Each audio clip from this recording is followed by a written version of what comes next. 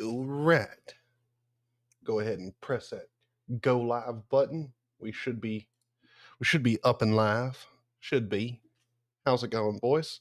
So here at the start, before we jump into Blender and everything, I'm going to give some people some time to hop into the stream and get set up and ready. So first things first, I'm actually just going to go ahead and load up my desktop, and I'm going to try and push up some of the dot files I have for Hyperland, and some of the programs I'm using. So yeah, we're going to go ahead and do that. So switch over to my desktop. You can see I've got the donut tutorial, the legendary donut tutorial. We'll be going through that. The dough is ready and rising. Perfect. Yeah, you got to get that oven fired up. We got Blender open up here. And then on my last little workspace here, we'll go ahead and load up my terminal. And let's go ahead and ls out my .config folder, because I need to do a yatum add .config hyper. I need to do that. Let's see. We need to do config/pipewire.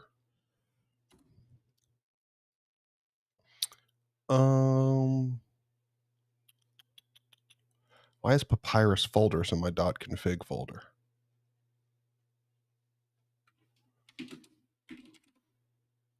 Let's see. What the hell's going on? What was it? Papyrus. Yeah, why is papyrus folders in here? I don't know. Fuck it.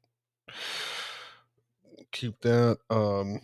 We need to yatum add config.wofi. Make sure wofi's added in there. Let's see, anything else that we need to add? I think Mako is already added, but we'll just go ahead and add it to make sure. And let's yatum add .local bin. Make sure if I added anything in there, it's been added. Share. Yeah, there's nothing else down in there I need to add. Let's do yatum status. Oops, status. All right, so we got our Hyperland configs, Mako, Pipewire, Wofi, Demoji, and Hyperstart have been deleted. Bash RC, Kitty config has been changed, and the Qt5CT config has been changed. So let's just do a yatum. We'll push up my dot files. Oh wait, I don't think I've configured git config -- user.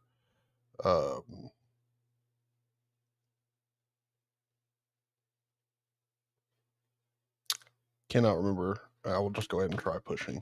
Push. Git. Oh, not git. Yeah, yatum push. Well, let's do yatum commit -a and m, and we'll give it a message back to Hyperland. All right, so now we need to config git. So Control-Shift-C, Control-Shift-V, and our email is my email. I'm fine with you guys having. You're more than welcome to email me. Just know, most likely won't ever respond. I'm terrible at reading my emails. If you want to get a hold of me, just message me on Discord. Or it could be Zany. Either one. Both work. Yatum push. Zany. And then for my password, I literally have to go to my password manager.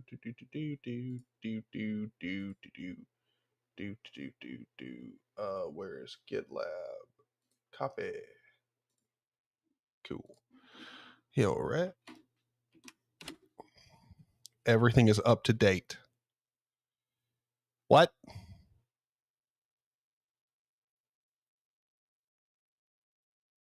What?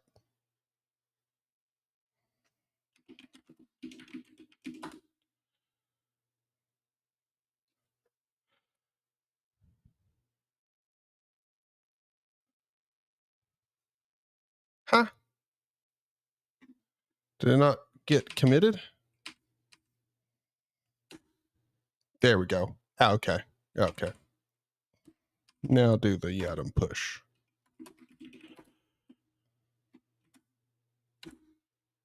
There we go.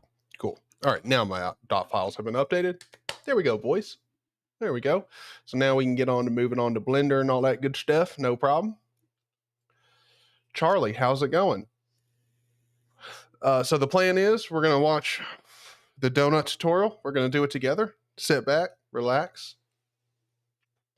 I let the furries run about in the yard. Oh, dude. My furries are back here chilling, chillaxing. Hold on, let me see. Boop, boop. Switch over there. Yeah, got little Carminis. This is the little Preggers dog. And by little, I mean she has blown up. She's like literally a water balloon right now. And then there's Buddy just staring out the back window. You got to make sure everything's safe around here, you know? What is Yatum? Yatum is short for yet another dot files manager. It's what I use to manage all my dot files. I like it. It's literally just a nice little wrapper script. It's very simple. It's very nice. I like it. Set up an SSH key. Everyone tells me to do that. I'm disgusted by SSH keys. I don't understand them. I don't want to. I have no interest. Seems more complicated. And yeah, I just like using a password. I mean, it's what you do everywhere else on the internet. Seems fine.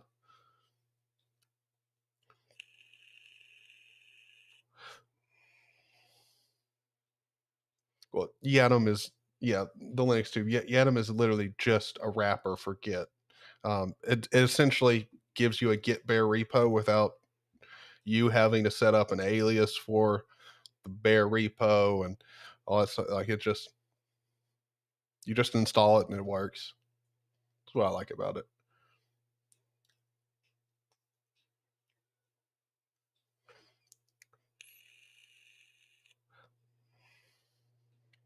Good. I'm glad to have all of you guys here for this Blender stream. This is going to be a fun one. So, just before we get started, I guess I'll go ahead and ask how many of you, if any of you, have done this tutorial before? SSH keys are easy to set up, just copying a command. I don't trust it. And then what happens if I reinstall my computer? I gotta reset up the SSH keys and no. I'll just use a fucking password. It's not that hard. I have never used Blender. Okay, all right. Well, this should be very enlightening. This is just so you guys know, this is the first tutorial that pretty much everyone who wants to learn Blender starts out with. This is the best beginner tutorial you'll find pretty much for a program ever. Like, this guy's made an entire career off of Blender, and his biggest success was starting this series. He literally nailed it out of the park with this series. You can back them up. I'm going to assume you're talking about the public key or SSH keys. Nah. See, I don't trust myself to like not lose them. Passwords are where it's at. Yeah. At least for me personally. It's easier to keep track of.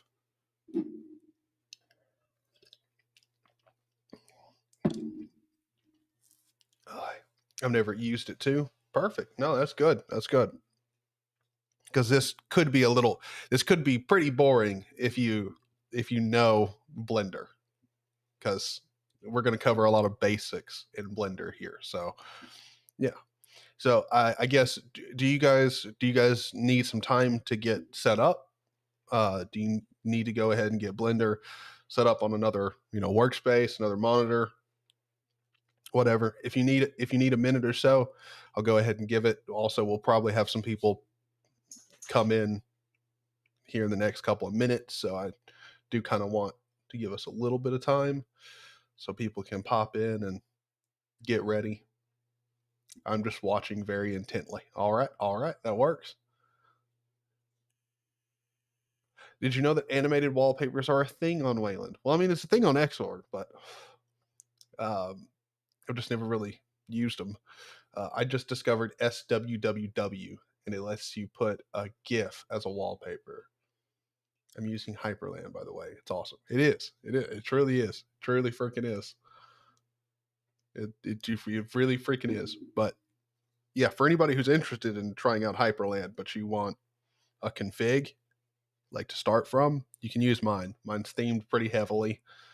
It's also set up like configured for multiple monitors, so you can get an idea of how you do that. You know. So, all right, everyone's got Blender open, ready to go. I guess we'll go ahead and get started. I'm gonna actually, you know what? No, we're not gonna go ahead and get started right yet. I've got a tiny bit of coffee here. I'm gonna finish this because it's about to go cold. And if I wait, and then the next sip I take will be a fucking cold coffee, and we can't have that. I had to see old commits to see your config because I know. I'm sorry about that. I royally screwed up my dot files because I was very seriously about to move to FreeBSD, and then ran into some problemos with FreeBSD, and so hit the eject button. But of course, after fucking up my dot files pretty nicely. Dang cold coffee, yuck. Yeah, no. The psychos out there that like drink their coffee cold. Like iced coffee is different. Cold coffee is just lukewarm to slightly cold. Regular coffee is just, oh my fucking god, it's disgusting. OpenBSD better? Yeah. I mean, I would agree with that. OpenBSD is better. It's better for different reasons, but it is better. Oh, dude, I just looked down. Oh, hold on. Boys, I thought I had lost my weed vape. No, it had just fallen down on the ground, which also, this means that for an entire night, none of these two shits decided to start chewing on this. And if they had, I mean, it's got a nice metal casing, so they may not have broken it. They probably wouldn't have and gotten into it, but it's happened before. Actually, while we give everyone a second, again, if you're just now popping in the stream or whatever, we'll give you a minute discussing this to get Blender all loaded up, get ready. We're gonna go ahead. This is a beginner's course in Blender. We're gonna have a great time, and we're gonna go. This is my weed vape. It's THC vape. It's legal. Okay, in my state, it's legal. We have technically weed's illegal here. Our laws are fucking stupid. Regular weed that you would get is illegal. Now, if you genetically modify a male marijuana plant to produce what the females do, then it's somehow not illegal and you can sell it in a store. I don't fucking, again, weed laws here are stupid. But anyway, that's what I found. I dropped this on the floor and I lost it last night when I was streaming. So it's good I was able to find it. I had to go grab this thing from the kitchen, and this is one of the other weed vapes that the store gave me for free the last time I was there. And this thing should come with fucking warnings on it. It is like scary. It's scary how strong it is. But anyway, so funny story while we let everyone get in here and set up and ready for the stream. My grandmother had a weed vape up at her house, and she hardly ever uses it, if ever uses it. There's also a story behind that, but we won't get into it. But she, like, I was over there with her. We were hanging out and we were watching a TV show uh, late one night, and I had her vape, and I was like, I had hit it a couple times, passed it to her, and then when it got back to me, I set it down on the like little table in between us, like a coffee table, like it's a raised coffee table in between us, and I had set it there and forgot about it, and so the next day, my grandmother and like my grandmother grandfather's dog, they have this little small rat terrier dog, and he is like, he's just a he's just a rambunctious little dude, you know? He's wild. He jumped up on my grandfather's chair, got up onto the table, grabbed the vape, like picked it out of everything on the table, grabbed it to go play with, and tore through it, and then licked up all of the THC juice inside of the vape.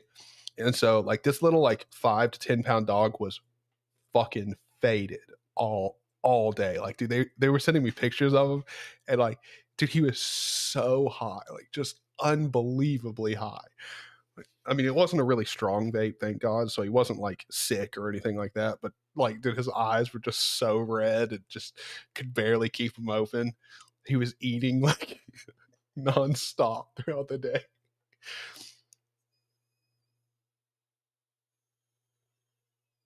Yes, him dad. This one is much better. Um, not only flavor wise, but also doesn't. It's not like the kiss of death. All right, I got to finish these 2 sips before this coffee gets cold, and then we're starting it. All right, and smoking weed with grandma is epic. It is epic. Um, I mean, it's not really like, it's not like I'm like 15 or 16 and think it's like super cool or something. It's just, it is really nice to be able to relax like with your grandparents, like, you know, just chill and relax, because most grandparents just, I don't know, just aren't into that. But yeah, relax, watch some TV. Literally, me and my grandmother were getting high, and we were watching The Chosen. We were watching a Jesus show together, like watching a Christian show together. One of the most bizarre experiences you could possibly have, but it was, I mean, it was also very nice. Also, if you're like me and you're not really that into like drama shows or like very sentimental, emotion-y shows, try getting high and then watching one. Makes it like 10 times better. So good. Also, the blur lag of yesterday is gone for absolutely no reason. Huh. Interesting. Very weird. I would think you would just need to turn down the blur passes or something like for performance, but hey, if it just magically disappears, that's the best. But all right, boys, let's go ahead. Let's jump into this. Let's start learning Blender. All right. Unless, quick, real quick here, please throw into chat as fast as you humanly possibly can. Are you ready to start? I want to hear at least 2 yeses, and then we'll start. Darth, how's it going? All right, we got a new one popping in chat. See, I knew this would happen. I knew this would happen. Darth, welcome. If you don't have Blender set up and ready, you need to do it ASAP. ASAP. That way we can get ready to go. We're going to start a beginner's class in Blender. We're going to have a fantastic time. If you want to, you know, if you want to get wasted, stoned or anything and watch this, you're totally fine. Just know that most likely, you know, you might be a little bit behind. You know, you get too faded. Might take you a sec to keep up with us, but you know, I'm smoking. I'll try and keep it fair.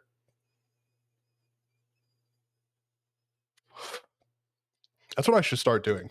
I should start using the fact that we've got other people who are slower learners potentially in the live stream, and that's why I smoke. It's like, you know, just slow myself down, make sure no one gets left behind. Sounds like a good excuse. Also a super arrogant and like kind of piece of shit excuse, but at the same time, I feel like it would work. You know? Oh Jesus, Blender has awesome touchpad feature gestures. Yes, it does. Also, this is something that he's going to cover here in a second inside of the video. Just know if you do not have a numpad, having a numpad with Blender is much better. It is much better.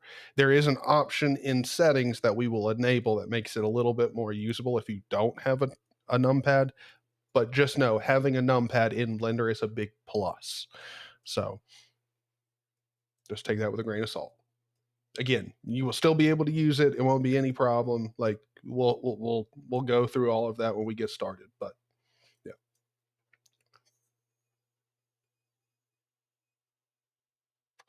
I don't even have a system set up. I'm a Muslim. I can't get high. Yeah, no problem. I mean, no problem. No problem at all. You know, there's nothing saying you got to get high. I'm just saying if you do, if you do, it's all right. It's all right. If anybody in chat, gets a little too high, need us to slow down a little bit, just ask. Just ask. We might have some speed demons in here who want to get like done as fast as possible, but I doubt that's the kind of mindset we're in today. It's going to be a relaxed tutorial. Take it slow, relax, chill with the boys, just have a good time. I'm going to get my mechanical keyboard and mouse. All right. Okay, so I did get 2 yeses. Can I get one more yes? Analytic Minded and Darth Vader gave me a yes. So just give me one more yes in chat from somebody that you are ready to go with this tutorial, and we will get started. I'm going to do an Arch installation speed run. Oh, dude, best of luck to you, man. I guarantee it'll work out fine. I raced through my encrypted Btrfs install, did it like less than 10 minutes. Turned out just fine. Works like a charm. I do have it set up to do snapshots, but now that I'm thinking about it, I don't think I have anything set up to actually do the snapshots. Need to get that set up at some point. But yeah, we'll do that. I only smoke pipe tobacco. Oh, come on, man. You don't gotta have to roll in here stunting like that. We get it. You're cool as shit. We get it.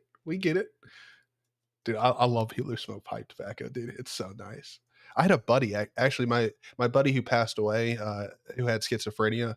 He before, like, I think it was probably like a year. No, shit, no. It was just a few months before his schizophrenia got like real bad. He came over and he had this big box of pipe tobacco and everything, and he had some like extras and stuff. He was working at a smoke shop, and like he gave me like a few different bags of pipe tobacco and a little like corncob pipe. Like it was a really beautiful, like really nice corncob pipe, and gave it to me. Oh, dude. Some of the tobacco that he gave me, dude, the taste was just incredible. So good. It doesn't, and that doesn't make me high. That's not true. That's so not true. That you get some good pipe tobacco and you chief on that for like a while, and also like once or twice, occasionally, like accidentally inhale some of it. Oh, you'll be ripped. Yeah, the whole room will start spinning. Like, I mean, it's not like a high that you necessarily want, like, especially if you need to function for a couple minutes. Like, yeah, no, it's not that great. But you could definitely get high off of tobacco. The people who say you can't have never been 16 and lit up like a hand-rolled cigarette before with no filter on it. No, you can get high. You can get pretty high. Just makes me a little bit more focused during my studies. Actually, that's what my buddy did a lot when he was studying. Like, well, I swear, if it wasn't for his schizophrenia, he would have been in like he probably would have enrolled at like Harvard or something. Like, he was super smart, had remarkable grades, like, and was very driven and educated. And he would like, dude, to me, he was the most badass motherfucker. Cause like I would pull up to his house, walk around the back, and he would be out on the back porch reading like essentially a textbook, like pretty much a textbook, like reading that, smoking a pipe tobacco, like, or, smoking a pipe. So that's so lit. It's also really cool to see, like, just anytime you see someone smoking out of a pipe, like a nice, elegant pipe, and reading a massive book, like that really is It's a killer look, man. It's a killer look. It's not going to be 10 minutes because my internet is doo-doo. Yeah. That'll do it. That'll do it. Darth Vader, what you might actually want to do is, if you can like afford to do it, or like you've got a PC to do it, back up like 2 or 3 of the most popular Linux distros, like Debian, like just for example, Debian, Arch, Fedora, whatever.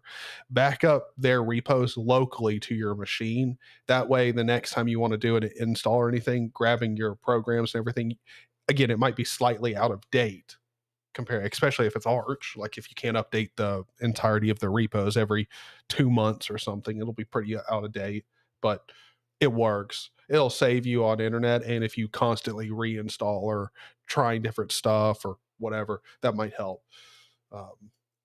I've thought about doing that myself, but the problem with me, the reason I haven't done it is because I don't have a good reason for it. My internet's not just good, it's very good. So I am royally spoiled here. All right, I'm taken way too good care of. I'm ready. All right, so Darius is ready. I used to know a 10-year-old kid smoke unfiltered smokes. God dang, dude, that is way too early. And that kid was on cloud 9 every time he had a cigarette. Like that kid's like head was in the clouds.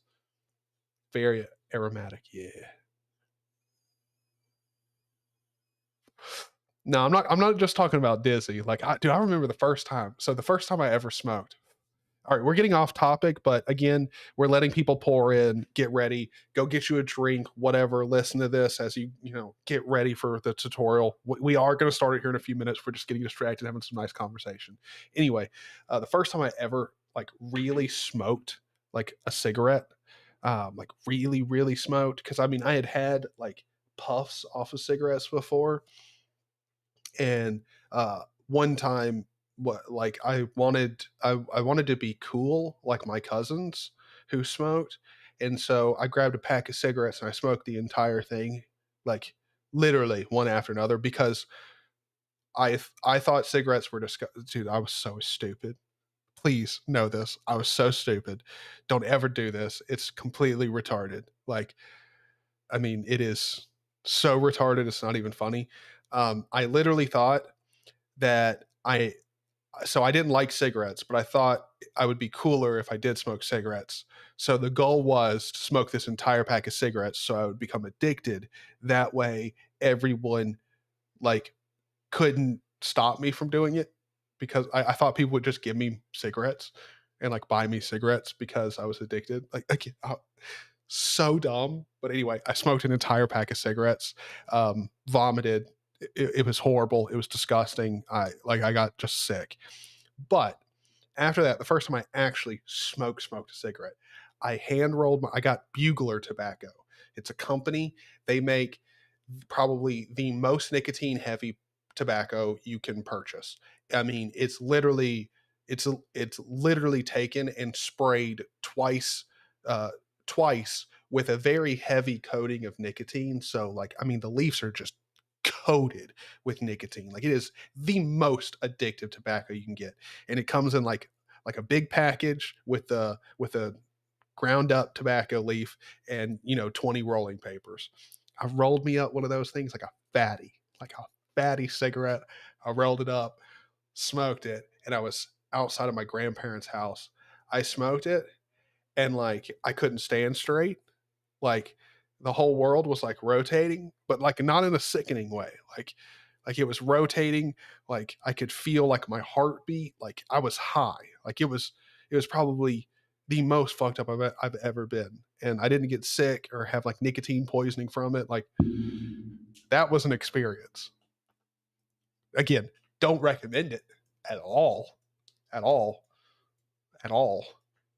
But like, God only knows how addictive that is. Like, if you start, buglers are probably the reason I still smoke or vape today, if we're being honest, because that shit pretty addictive. It's pretty good, but I mean, it's not worth the addiction. You waste way too much money on nicotine addiction. Trust me, take it as someone who does. Because like 2 of these bad boys cost $30, and I need to buy those about once or twice a month. So I just waste $30 at least, maybe 45 in a month on just a habit that like really at this point does nothing for me. It's just something I like to do. Um, Hyperland is amazing. It's toxic. And thank you guys for being here. Thank all of you guys for being here. I hope you guys are going to enjoy the actual content of the video, like when we start the tutorial. But this has been a nice little conversation. I've enjoyed it. Hopefully, you guys enjoyed the story too. And also the like little like PSA that I hope you guys are getting here is don't start like, yeah, tobacco is sometimes nice. Don't start though. Like, please God, don't. If you haven't started smoking, please, for the fucking like 1900th time you've probably heard this, don't fucking start. Like, please God, don't start. Just every time someone offers you it, just be like, no, I'm good. Like, no. Like, just keep doing that. Like, trust me. The first time you say yes can be the last time you say no. And it sucks ass. Because that means you gotta spend a lot of money. Like, trust me, my vape, like I have streamlined the cost of this. Trust me, it used to be way more, way more. If you start smoking a pack a day and do the math on how much money that is, oh Christ, it's terrible.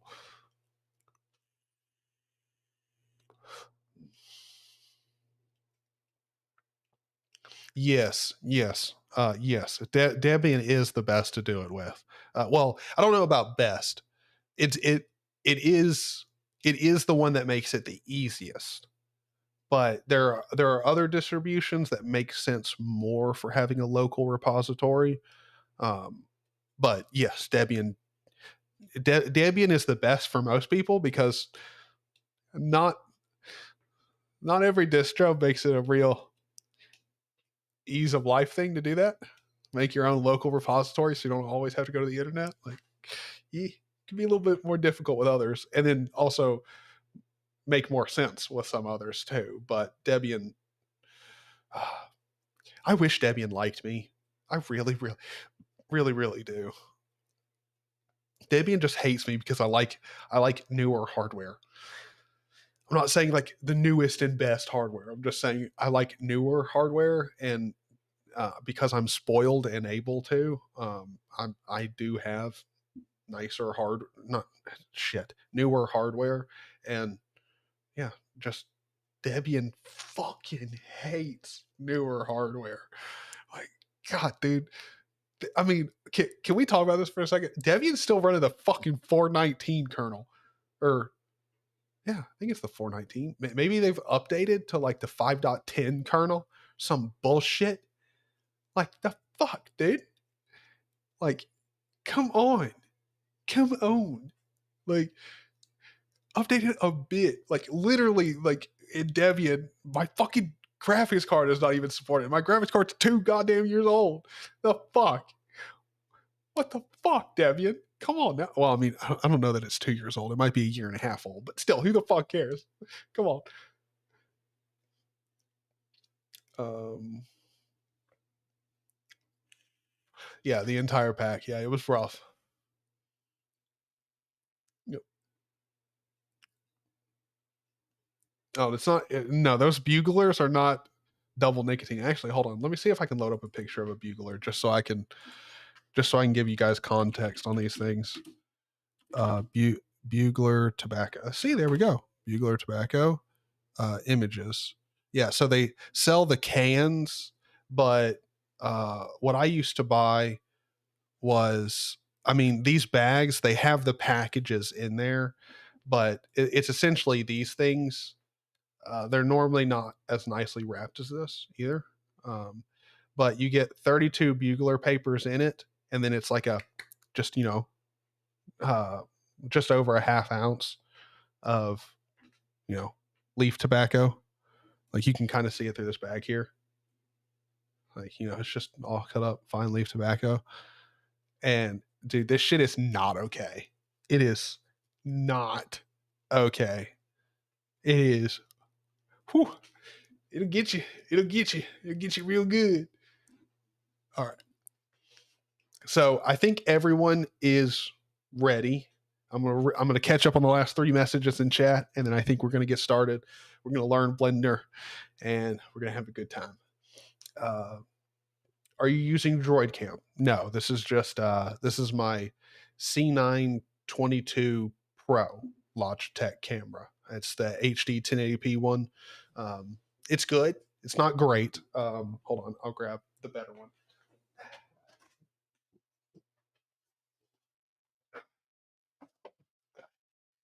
This is the Logitech Brio 4K webcam that I have.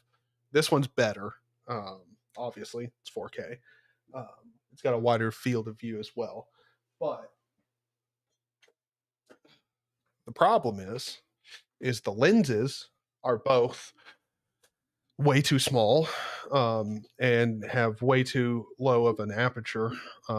So they don't process enough light coming in. So they still, even though one's 4K, they look just about as blurry as each other.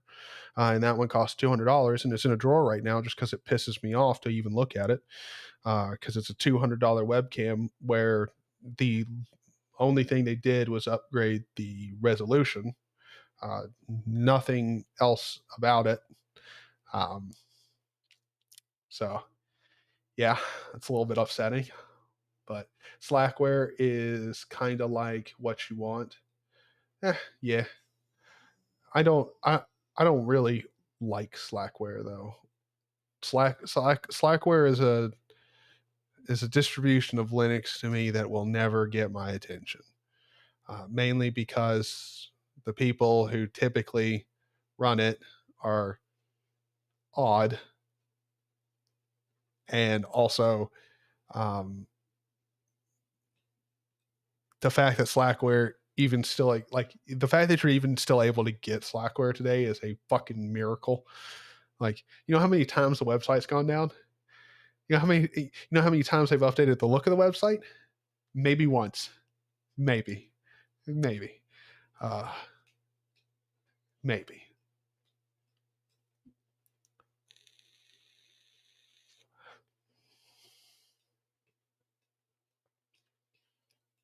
Oh, dude, yeah, no. Yeah. Well, if you are asthmatic, yeah, you definitely need to stay the fuck away from cigarettes. Good lord. Like, my cousin has asthma and started smoking when he got out of college. And I was like, how? He was like, yeah, man, I gotta stop. It's really difficult. I'm like, why? Why? Why did you even start? He was like, oh, dude. I mean, he literally quit in like 2 weeks. He quit really fast. He quit probably as fast as he started. But I was like, with a dude with asthma, how do you even think to start smoking cigarettes? That's so wild. Also switched to Grubbox to Tokyo Night. Feels refreshing. Awesome.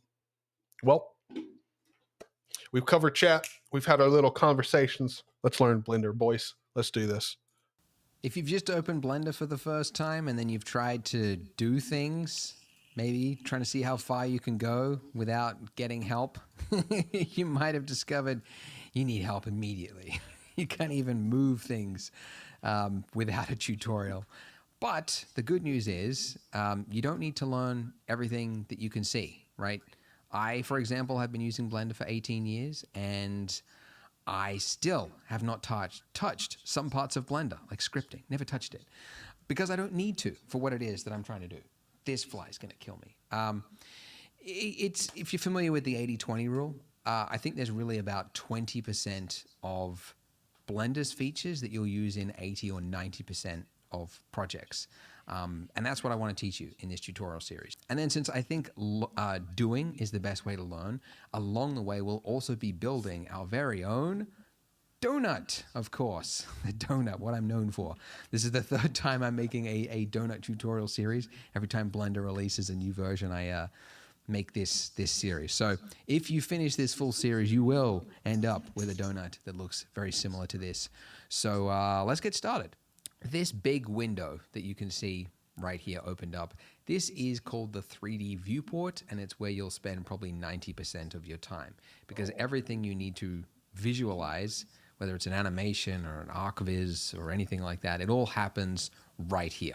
So by default, you can see you get 3 objects. You've got a cube, you've got what looks like a ball on a piece of string, that's a lamp, and then you've got a camera, this little, what would you call that, like a triangle arrow looking thing. That's a camera, okay? And then if you were to render this by going to render image, or hitting the hotkey F12, it would take a snapshot from that camera view, okay? And although this looks very similar to what you were just looking at, this one actually has... No, he did just quickly talk about the F12 key. So the F12 key is a hotkey, and you're gonna learn this pretty fast in Blender. There's hotkeys for everything, and you're gonna be using a fuckload of them all the fucking time. Okay, if you're smart. If you're not using hotkeys, you hate yourself, and stop. You're worth more. Yeah, you're worth more. So if I press F12 here, it's going to load up the Blender render. So, and this renders from the viewport, or the viewpoint of the camera here. Okay. Now, you don't actually have to render out, like get the actual render, because you can see that took a second. When I press F12, the first time you do it, it's going to take longer than every other time, but still it's going to take a second to render. There's a little bit of time for it to actually render out the image, because it is actually a render using a proper rendering engine. So if you don't want that, there is a way to get the what the camera is seeing in the scene inside of Blender here in a little window. I'm pretty sure we're going to cover that at some point later in this tutorial, so I don't think I'll cover it right now, but just know there is a little way, so you don't have to render out to see what the camera is seeing, just in case you got a complex scene with a whole bunch of lights and stuff. It might take, a bit of time for it to render out. So, but yeah, you're definitely going to want to know hotkeys. So definitely want to do that. Lighting information, okay? You got shadow, you got some light coming off the top here. And if you had textures or materials and everything else, it would all be calculated, okay? So if you've already used other 3D software, you're already familiar with the concept, but this is one of the basic principles of 3D rendering. What you build in the 3D viewport is sort of like a simplified version of what it is you're trying to create. And then when you're ready for that final image, you hit render, and then it uses your CPU or your GPU to crunch all the numbers and calculate the light and the bounces and everything like that to create that final beautiful image. So that's the basics. All right, but you might notice, like, okay, well, all right, can we move this thing? How do we even do something basic like move it? There's 2 ways you could do it. One would be to use the Move tool in your toolbar. If you activate that, you can see that over the cube now you get these arrows. And if you were to click and drag on any of those arrows, you would move it along that axis. If you clicked on the white circle in the middle, then that would just be sort of like free dragging it, okay? Now, you could do it that way, but actually, I never do it that way, because it is far easier to just learn the hotkey, which in this case is G for grab. Okay, so if you just hit G, your cursor doesn't have to be anywhere near it, and I'm not clicking, my hands are off the clicker, it's just attached to your cursor basically the moment you hit G. And then if you just do a single left click, it will confirm its movement. So G, click. And my cursor could be anywhere, right? And I can do it, which is actually good, because you don't have to like think about, where is my cursor? Do I have to like get it on here and then hit it? No, it just allows you to work really fast. Excuse me while I get a drink of water. I know I'm only 2 minutes into the video. 4 minutes. All right. Anyways. Now, one thing you're missing with this is those axes lines, like being able to move it along a specific axis is actually a really common action. You want to use it all the time. And you can do that after you have hit G by typing the letter of the axes. So there are 3 axes, and the axes letters are X, okay, which is the left and right, Y, which is back and forwards, and then Z, which is up and down. Some 3D softwares call the y-axis the up and down, but Blender's it's the Z, the blue one. So this is something that you're going to be doing a lot. So G will grab the object that you have selected, and you notice we're in object mode right now. So in object mode, G will grab that item, and it doesn't matter where your cursor is. So if I press G and my cursor's way over here in the top left, once I start moving that cursor from that point, it's going to move the block around from where my cursor is. So if my cursor's right down here in the center, and then we can use just the vectors that you have available. X is going to move it along the X line. And this is pretty universal in all 3D programs. X is normally always delineated in red. Y, or forward and backwards. X would be obviously left and right. So forward and backwards, and then Z up and down.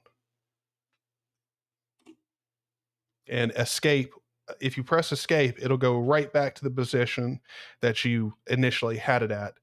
If I press G and go on the y-axis and move it over here and then left click, it's going to stay there.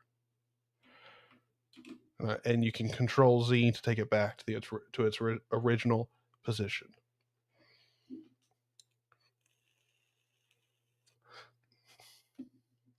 Now I want Vim motion in Blender.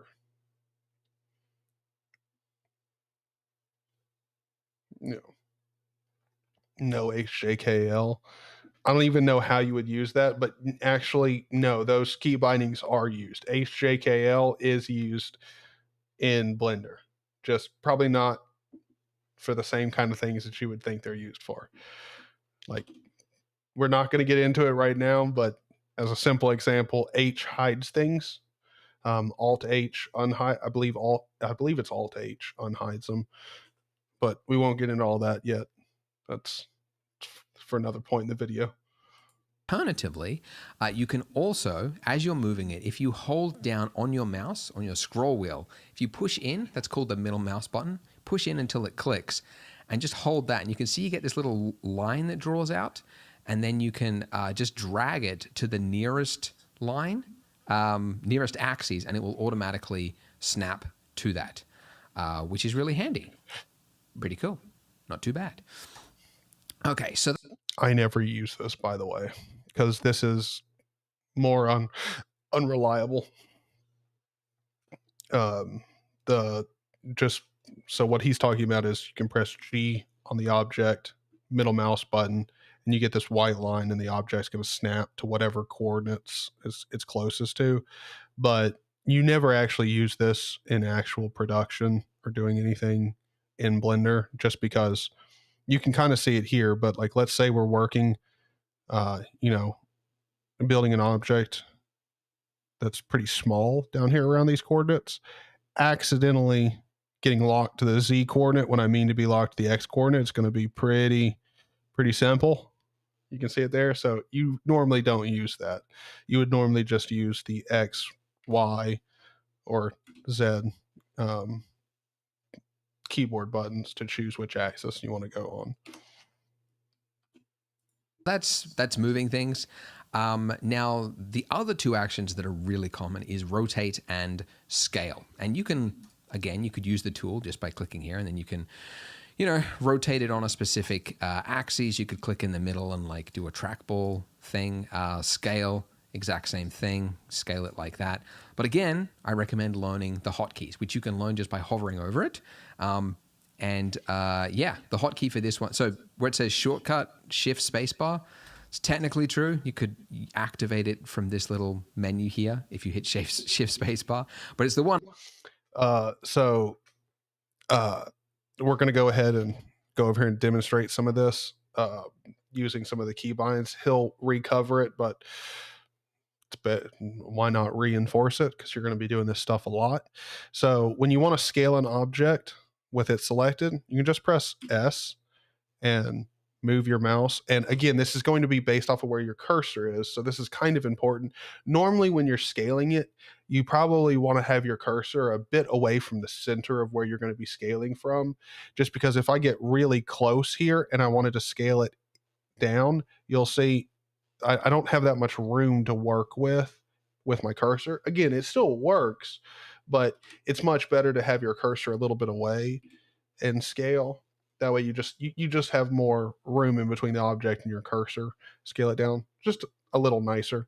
Again, just something to keep in mind. You'll get more familiar with this when you use it quite a bit, but it's better to start good habits right from the get-go. And then, like, let's say we pressed S, we want to scale this, but we only want to scale it on the X axis. Well, then just click X and you'll scale it only along the X axis. Same thing for the Y axis and the Z axis. Same thing. Same thing as grabbing it. Now, let's say we wanted to rotate it. R, and you can move your cursor around. Let's say we only want to rotate it around the X axis. There you go. The Y axis. Here you go. Z axis. And there you go.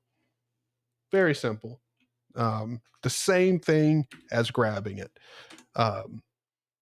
It sounds like a lot to remember, but honestly, all of the keybinds are set up in a way where they make a lot of sense. Scaling is S, and you're not. I mean, it's not like this is hard at all. It all matches up with the words that you're going to be using. So scaling is S. Oh my gosh, I keep pressing the wrong button.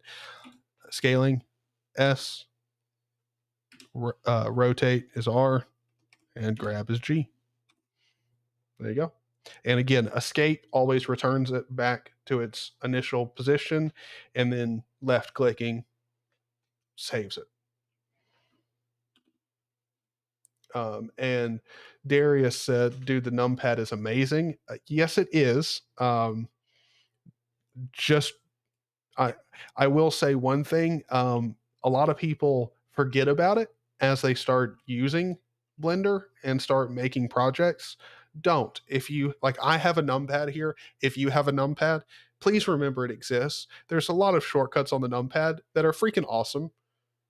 Just saying. After that, R. Really easy to remember. R for rotate. Okay, so rotate, and then you can hit the letter of the. Also, before we go any deeper into this tutorial, I do want to go ahead and make the point for those of you who are using a more default Xmonad configuration, DWM configuration in Linux. Please God, make sure that your mod key for your window manager is not the Alt key. Number one, in the modern world, if you're using Alt as your mod key for your window manager, you've already fucked up. Alt is used for so many different things inside of programs. And also, if you ever want to use Blender, using your Alt key for your window manager is a massive no. Alt and number keys, Alt and different buttons on your keyboard, like HJKL, everything is going to have functions inside of Blender. You cannot do that. It will not work. You'll have a very fucking horrible time. So just wanted to make that point. Yes, use super like normal people. Use the Windows key. If you don't know what super is, it's the Windows key, which most people, especially who watch my channel, know this. But Alt is for Emacs nerds. I don't know. Well, again, Emacs is a program, so it's a desktop program, which again, in the modern world, normally uses Alt for its, shortcuts. Caps lock, I actually don't mind. I fucking hate caps lock, so I do understand using that as your mod key. To me, that's a little weird though, because I don't know, the placement of it's a little weird, but that one makes more sense than the Alt key, if we're being honest. But yeah. The axes as well, or do that same holding the middle mouse button. Oh, that's weird. Maybe because I did it after Now, tapping it. Anyways, Hold and on. then you've got. Hold on. So I need to go ahead and stress this. He was doing the middle mouse button thing there, and again, this is a guy who's used Blender for forever. He's made a career out of teaching Blender, and even he goes, "Oh, that's weird." Like, don't use the middle mouse button. Like, don't select something, like grab it, scale it, rotate it, and then use the middle mouse to try to align it to a certain axis. It's trust me, it's inefficient. It feels weird. Just don't do it. If you're a freak who loves it, sure, tell me about it, but just don't. Scale, which is hovering over it, S for scale. Okay, S, X, Y, and Z, like that. And if you want to cancel a movement, you can hit escape, or you can just right click as well, and that'll also cancel. Hello, Tosh. But yeah, so you can see you could do quite a lot. I'll go ahead and pause this. So we have someone new in stream. Atosh, do you want to learn Blender with us all? I mean, I'm going to assume if you're in this live stream, you do. Hopefully you've got Blender installed and you came in at just the perfect time. We've just covered some very basics in Blender. If you're interested, I'll recover them extremely fast, probably about a minute. I'll condense the last 6 minutes into less than one.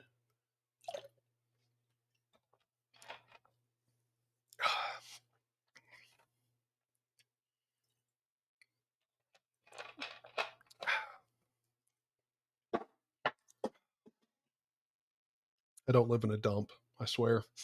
I just throw trash places, randomly. Mr. Matt, how's it going? All right, so for those of you who are just popping in the stream and are interested in watching and learning Blender with everyone, we're going over this tutorial.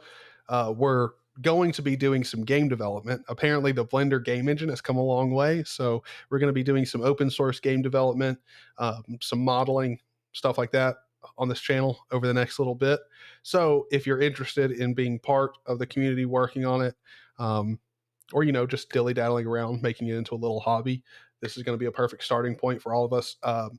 I know some of us in the stream have done this tutorial before, but there's plenty of people who have not. And so this is a great beginner's tutorial that people can rewatch or whatever and feel like they're, doing it with other people. It's not so lonely doing a tutorial by yourself.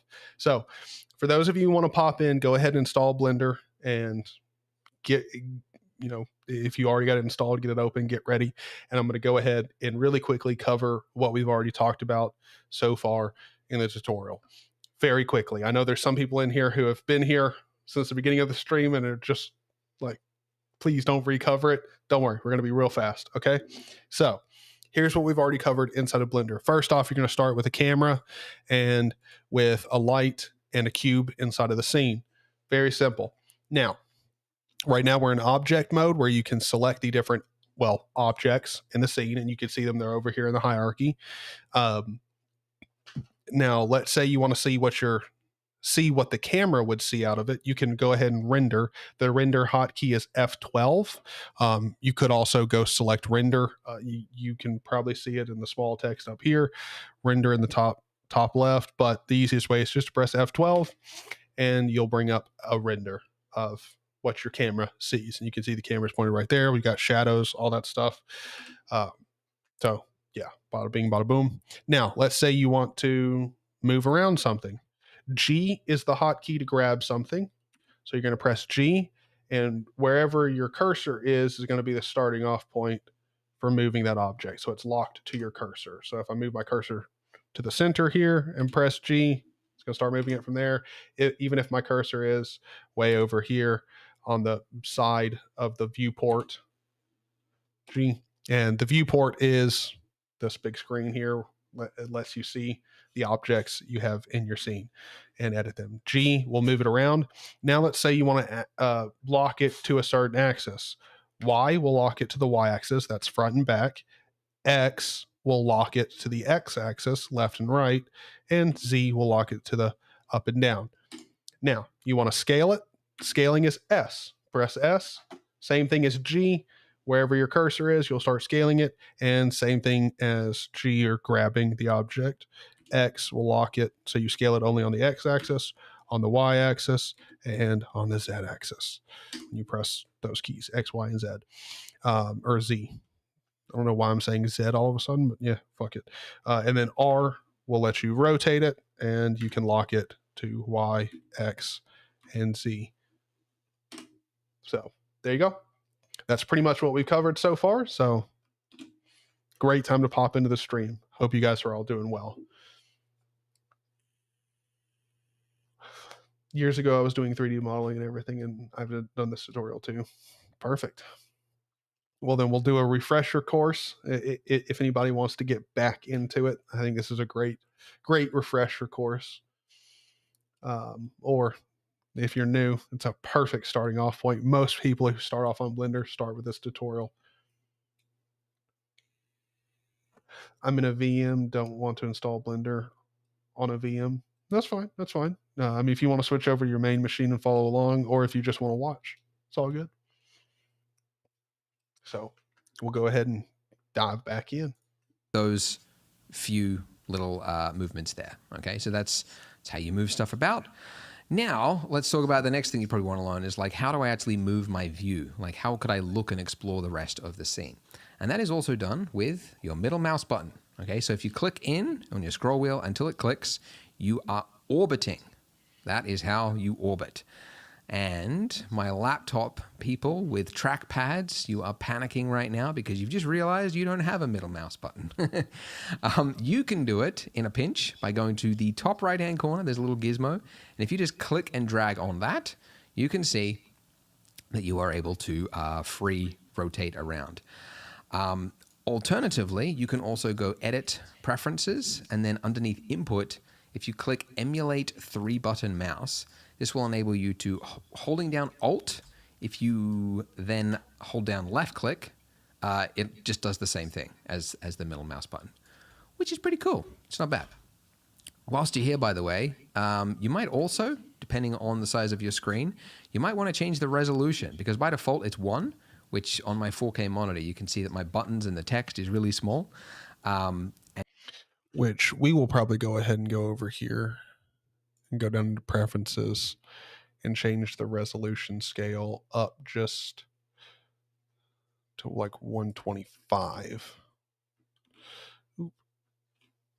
Just so you guys can see all of my stuff a little bit better. So everything's just a little bit more readable for you guys.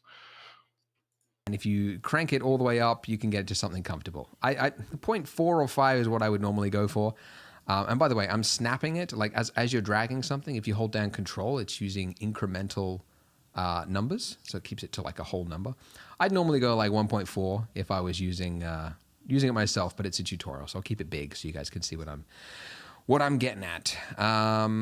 Cool. And another thing, just while I'm here, just mentioning, some of you are from other 3D software, 3ds Max, Maya, that kind of thing.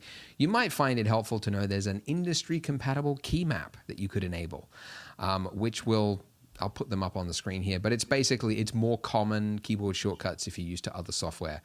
But for this tutorial series, yes. So just in case you guys didn't know that, because this is something that a lot of people don't know. If you're coming to Blender from my 3ds Max, just pretty much any other professional 3D modeling software, and you're like, I don't want to learn all these key bindings, I already know all of the ones for my program, you don't have to relearn them. Okay, there's a button, there's literally an option to just switch over the Blender key mappings to one that's more coherent with all of the like super expensive professional software that's out there. Also, one thing, I thought he was going to cover this, but maybe we'll get to it at a later point, but there is also a button up here for emulate numpad. And this is useful for laptops and stuff where you don't have a numpad.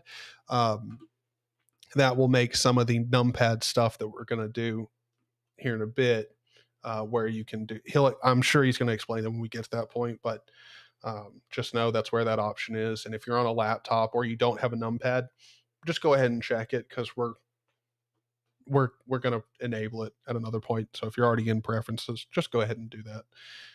Everyone else, I recommend sticking to the Blender one, because of course, all the hotkeys and everything you'll learn whilst learning Blender will be for this hotkey thing. Anyways, all right, okay, so that's orbiting. Okay, now you can see as I orbit around, it's like locked on to my middle of my screen here. Okay, if I want to move somewhere else, that is pan, which is shift middle mouse button.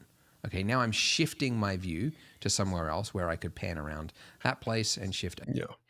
So middle mouse button in the click will orbit, and initially you're going to be locked on to this, not so if I G, like you can see there's a dot that's orange in the middle of the cube here. That dot symbolizes the center of whatever the object is that I'm moving or I've got selected. Or the object itself. So you can see if I click here, it's right there. You can see the dot in the center. And if I select off of it, there's still that dot.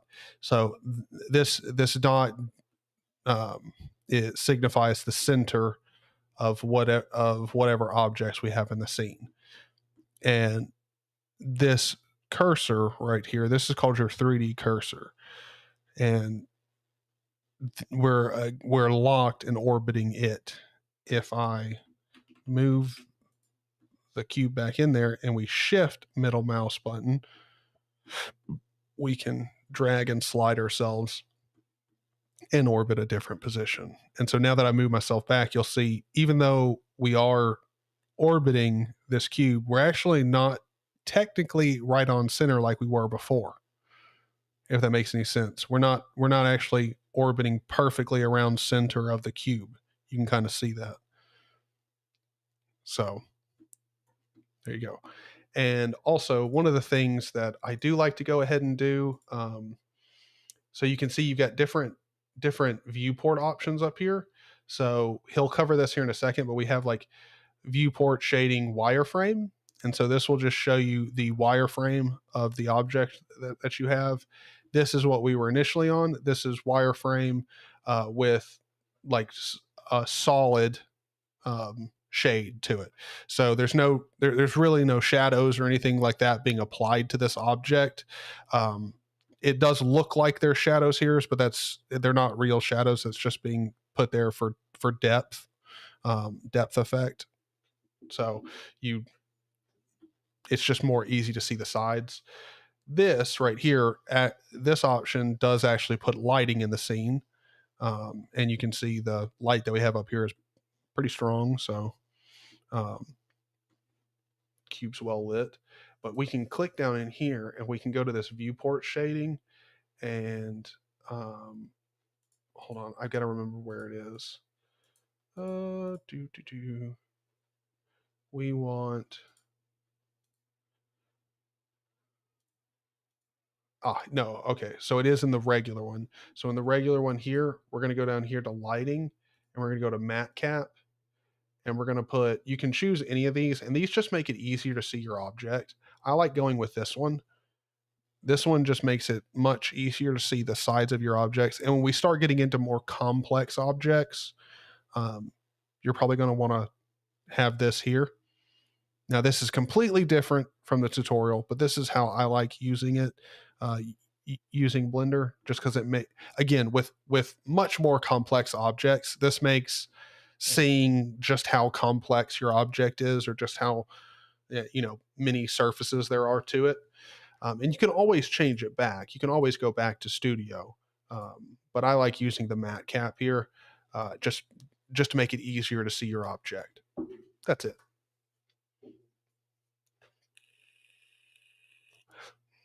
Yes, and if you like using keybinds, you're going to fucking love Blender. Like, Blender's going to be sick to you. I really love Blender. At the time, it was not as polished and lacked many features. Yeah, that's been my problem with Blender in the past too. But I got to be honest, over the past couple of years, Blender has come so far, man, so far. like there's a lot of features that you used to only be able to do in software like what is the Adobe one for textures and materials and stuff? Is it Adobe? It's not Surface. Good Lord, what is it called? I can't remember. Surface Brush or something like that. It's not ZBrush, but the more texturing one and everything, the materials one. I can't remember, but a lot of those features over the past couple of years have been implemented in Blender itself, like not a paid plugin or anything, but Blender itself. It's wild. Also, the last time I saw the game engine for Blender was like 3 or 4 years ago, and it honestly was, there was a reason Blender removed it. It was pretty fucking shite. But now there's a massive amount of contributors to it. It's incredible. The demo games, if you go and search Blender game engine and go to the website for it, the gameplay that they have there, they have a visual, like a visual node scripting language that you can use. Like it's gotten really fucking good. Like close to on par with the level of that you could achieve with Unreal. Like the lighting is pretty damn good. I mean, it's not wild. It's not Unreal Engine 5 level, but it's fucking good. It's real good. And you also animate it the same way you would in Blender, which I've learned a lot about animation in Blender over the past year. So pretty nice. Again. And if you're on a trackpad, you could also use this move the view, this little hand icon thing at the top there. Do invest in a mouse, please. Also, he's talking about, you know, you can use this to move as well, which is true. You can use this stuff. Just know, though, normally you're going to have your hands on the key, at least one of your hands on the keyboard when you're using Blender at all times. So these buttons up here aren't really that relevant to you, because it does kind of take your mouse a bit over, you know, from the work area, because you're probably going to be selecting sides, you know, of a model, doing stuff, and coming over here and having to move is, you know, probably going to be a little tedious. But do keep in mind that one of the things about those buttons existing there is not really for desktop users. He may cover this here in a bit, and I know he's covered it in, at the very least, the last edition of this tutorial. These buttons and everything there are there for tablet users, just so you know. So if you ever wanted to do Blender work on, like, you know, a Surface laptop or something, you can definitely do it, because Blender's designed to be able to. You will need it for 3D. You really should get a mouse. It's going to be tough. The other thing that I'm doing right now is I'm using the scroller to zoom in and out. You can also use this little magnifying glass up there, or hold down Control, and then again click in on the middle mouse, and that will use a smooth movement rather than the scroll wheel, which is quite jaggedy. Okay, cool. So let's say you've moved the cube all the way over there. Like, okay, so you could, if you wanted to go and inspect your cube, you could, you know, work your way over there by using Shift middle mouse button to pan over there. But it is far easier to just learn the hotkey number pad period, which will focus on any selected object. So if I want to go to my camera over there, I can select my camera, and number pad period will take me. All right, so we're getting to our first number pad demo, and this is great. So we grab our object, we hit period on the number pad, and we focus in on it, and then we can orbit around the object that we have focused. Pretty nice. Now if I do Control Z, it's going to move back there. I can do number pad period again, and bada bing, bada boom. Very simple, very nice. The beginning of the number pad. Over to there. Hotkeys. Again, my laptop users are going, oh no, I don't have a number pad. All right. The alternative way to do it is hold down the tilde key which is that weird key underneath your escape key you've probably never used before. That brings up a pie menu with a bunch of view options, and view selected is focus. View selected will take you there. Okay, cool. So we've learned orbiting with middle mouse, shift middle mouse to pan, and then control middle mouse to zoom in and out or scroll. The other one you probably want to learn is align your view to axes, because it's something that you, like, new beginners often end up like upside down, and they're like, how did this happen? So you can go to bring yourself the right way up just by clicking one of these letters on your axes up here. Okay, so if you clicked that, I'm now the right way. Well, am I the right way up? Yes, I'm the right way up. I'm just focused on a weird part of the scene. That's why it's very weird. Alternatively, instead of these, so there's the 3 axes that you could snap yourself to. You could also learn the hotkeys, which is number pad 1 for front view, 1 for front view, 3 for side view, and 7 for top view. That's only number pad. It doesn't work for your keys along the top unless you wanted to enable that over here, emulate number pad, and then it would do that. There you go. But yeah, so that's why I told you guys to go ahead and enable that from the get-go if you're on laptops or whatever and you don't have a numpad, or you got a mechanical keyboard that doesn't have a numpad, because that'll make the top rows do the same thing that does. So, like, again, 7 would give us the top view, and this is top down. So we're like our ass, like essentially what this is telling you is where you're looking from. So we're looking from the Z direction. So when I move, you can see negative Z is down there. So that would be down, and up is behind us. And now we're looking up, looking down. So kind of get the perspective. So you can use these over here to align. And I normally do just use these to do that, because there's not very many times that you're locking to a particular axis and looking that way, unless I guess you're like, let's say you're modeling a weapon. You're probably going to have some picture floating back here, scaled to the right size, and then you're going to be looking at a certain direction right on the picture, lining up your build as you go, doing that kind of stuff. So there is a few times that you will be, but most of the time you're clicking it very few, because you're probably going to click in this direction and work here for quite a while. So yeah, that's handy as well. You might also find you'll notice, that in this view, this is orthographic mode. Okay, so we can't see the other sides of our cube right now. It's a weird looking cube, but we can't see the other sides because this is orthographic mode. It's like looking at it with like a focal length of like infinity, right? So there's no depth in our scene right now, which is actually really handy, and it defaults to it for this align to view thing immediately, because you usually want that. But the hotkey for that is number pad 5. And that will take you in and out of perspective mode. You can also do it up there, like that. You can see the difference. Oh, and another way that you could see align to view, because there's a couple of ways. You could also use that tilde key. That'll take you to the top, the right, the side, etc. You could also use the viewport. You could change those. It's also got the hotkeys there if you happen to forget them. And the other way is the same as ZBrush, if you're familiar with ZBrush. I just cleared the location of that with Alt-G.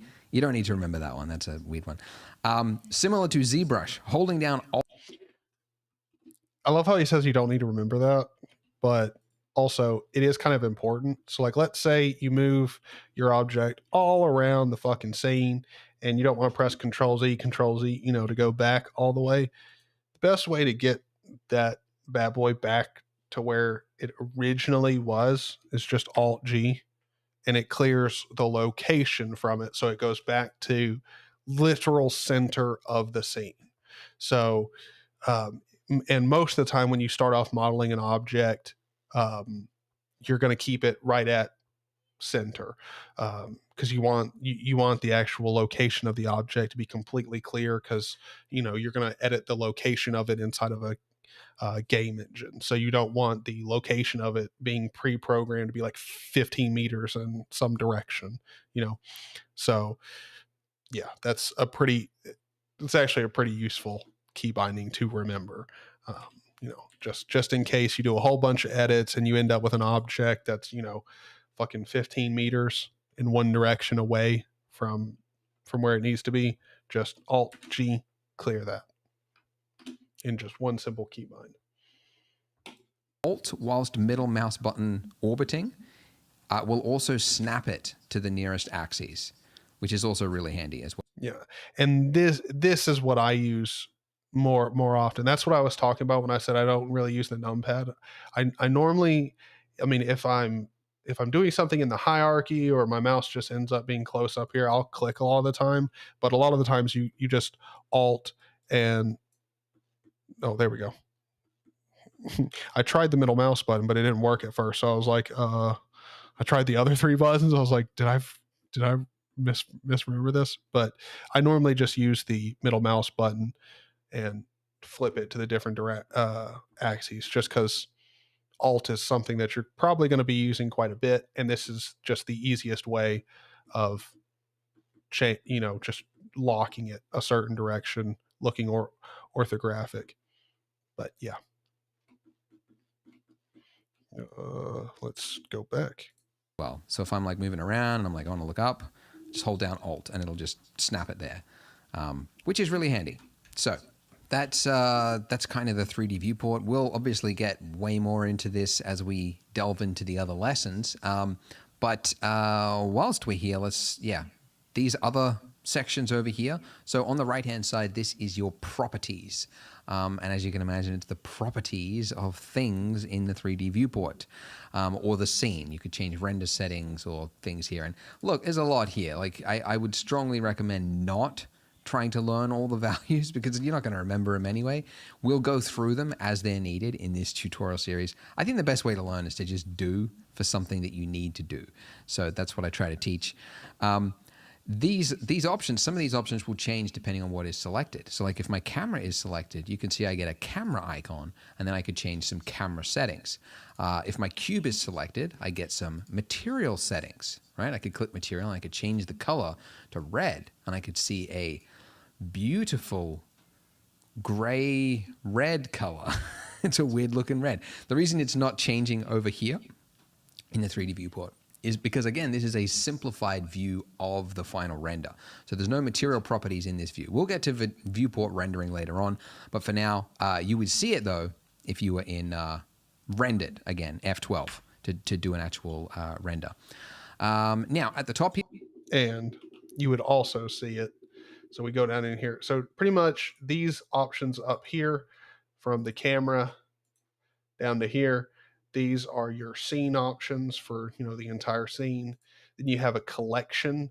And so your collection options are for the object, like for whatever collection the object's inside. So you have the entire scene has a collection, and then you can put different collections of objects down in here. So like, let's say I had, for example, in first person, creating first person animations a lot of time, you have a collection of 9 cubes put out, way out there in the forward direction, Y being forward. So like way out there, you have about 9 little squares put up, and those are just for, judging motion when you're doing animation work and stuff like that. So you'll have a collection of those blocks out there. And this is where you can change some different, options. Like every object inside this collection, disable it in render. So it appears in the scene here in Blender, but when you render anything out, you don't want it in the final render. You can go ahead and select that there. And then from here and pretty much down to texture properties, this is object dependent. So whatever you have selected. So here you can see we've got the cube, and these are different modifiers, physics properties, object constraint properties. You got a whole bunch of different properties. And here we have material. So we can do what he did where, let's say for us, we make it purple. So purple, obviously it's not showing up here. We've got our matte cap stuff going on. Again, this is how he's got it set up. Studio, I like to use MatCap. Click here, and then you can choose one of these nice surfaces to use in your rendering. I like to use this one just because it I don't know, it makes the object easier easier to know how complex it is, especially when we start doing more complex objects. Anyway, if we click here, you can see we actually get the base color we're looking for. If I click this one, we get pretty much close to the actual render we'll get at the end. So this one has much more like this one is rendered, so it actually renders out what's in the scene. It uses, I believe, the Eevee renderer, whatever the fast one is. That's not super great, but again, we could do an actual final render. Just press render, and we would get that. So yeah. We have got a outliner. So this is keeping a running inventory of everything that you've got in your 3D viewport at the moment. So we've got 3 objects and we've got 1 collection. So a collection is just, it's like a folder basically. Simple way to think of it. So you can like organize things. You can rename things just by double clicking on it.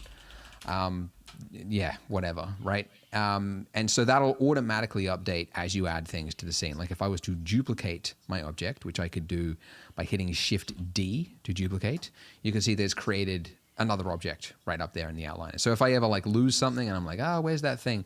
I can just find it on here and then just, you know, bam, whoops, bam. Oh, by the way, I just accidentally tapped number pad 0, which is how you can look through the camera view. And this is one that you're probably going to be using a lot, especially if you're doing animation, like especially first person animation, different stuff like that. Or just in a big scene that you're actually going to render out into, like, let's say a wallpaper or something like that. You're most likely going to be using number pad 0 a lot just to see what the actual camera sees of your scene. Because as you can see, there's lot of dead space in the scene around here, so you don't want to be working on aspects of a scene that aren't going to show up in the final render, stuff like that. So, and then you can just orbit around from there. I don't know if if you press it again, it'll take you back to where you originally were. I always forget if it does that because I normally just do 0 and then middle mouse button away from it to pan around what my camera actually sees. But yeah, there you go. You could also do it by hitting the little camera icon on the right there, or by going viewport, camera, or by hitting the tilde key. So there are 4 places to get viewport options depending on what device or whatever it is that you're looking at. I deleted something by hitting X. You could also do it by hitting delete. By the way, I'm throwing a lot of keys at you, keyboard shortcuts. It's a lot to take in, especially when you're starting. So I created a keyboard shortcut PDF, and the link for that is in the description. It's just a list. It's like 3 or 4 pages of the most common hotkeys that you'll need to learn, or you might need to reference as you're using Blender. So you can basically load it up on another monitor whilst you're working, and you've got it there as reference if you need it. I used to make it like a bonus for signing up for my newsletter, but now I'll just make it free. So you don't have to subscribe. You can just click that link, view it, and hopefully that'll make it easier to use Blender. You can still subscribe to my newsletter. It's a weekly newsletter on tutorials, artworks, and things that I find in the 3D industry. So if you want to keep up to date and learn new things, you can subscribe to that in the description as well. But that's it for this one because we have covered quite a lot of ground. So we'll keep it simple and open up a brand new scene in Blender and then join me in part 2, which is where we'll actually start making that donut now that you've got the basics. So we'll be learning about adding objects and, this tutorial series was brought to you by All right. So does everyone have, or is everyone good to move on to the next episode, or does anyone have any questions that we need to cover before we move on? Questions, concerns, anything like that?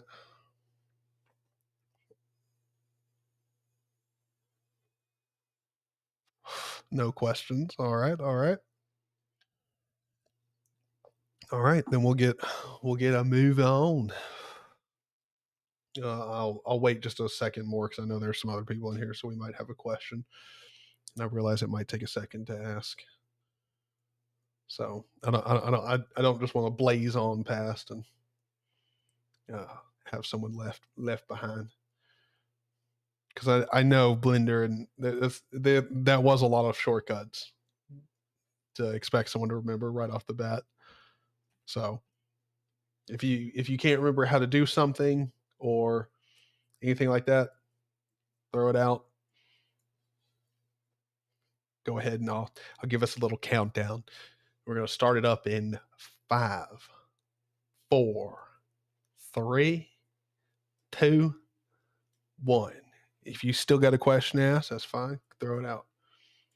Father would say, It is learned the well, it is a matter of practicing the key bindings, but to be honest, at the same time, I got to be honest, the first time I watched this video, by the time I was done with the first one, I had all of those key bindings just memorized. And it's not like I'm saying you should, if you don't have them all memorized from the get-go, it's not like you have bad memory or you're not like whatever, it's just one of those things of where I don't know. I think for a lot of people, a lot of the key bindings make sense. G, S, R, it just, and then locking it to a certain axis, all of that stuff makes sense. If you move something away, like you've grabbed it and you've moved it to a place that you don't want it to be at, Alt grab does the exact opposite, moves it back to center of the scene. Most of the key bindings do make a lot of sense. Number pad 0, like if you want to go to like where's not essentially where's the center of the scene, but where's the center for you.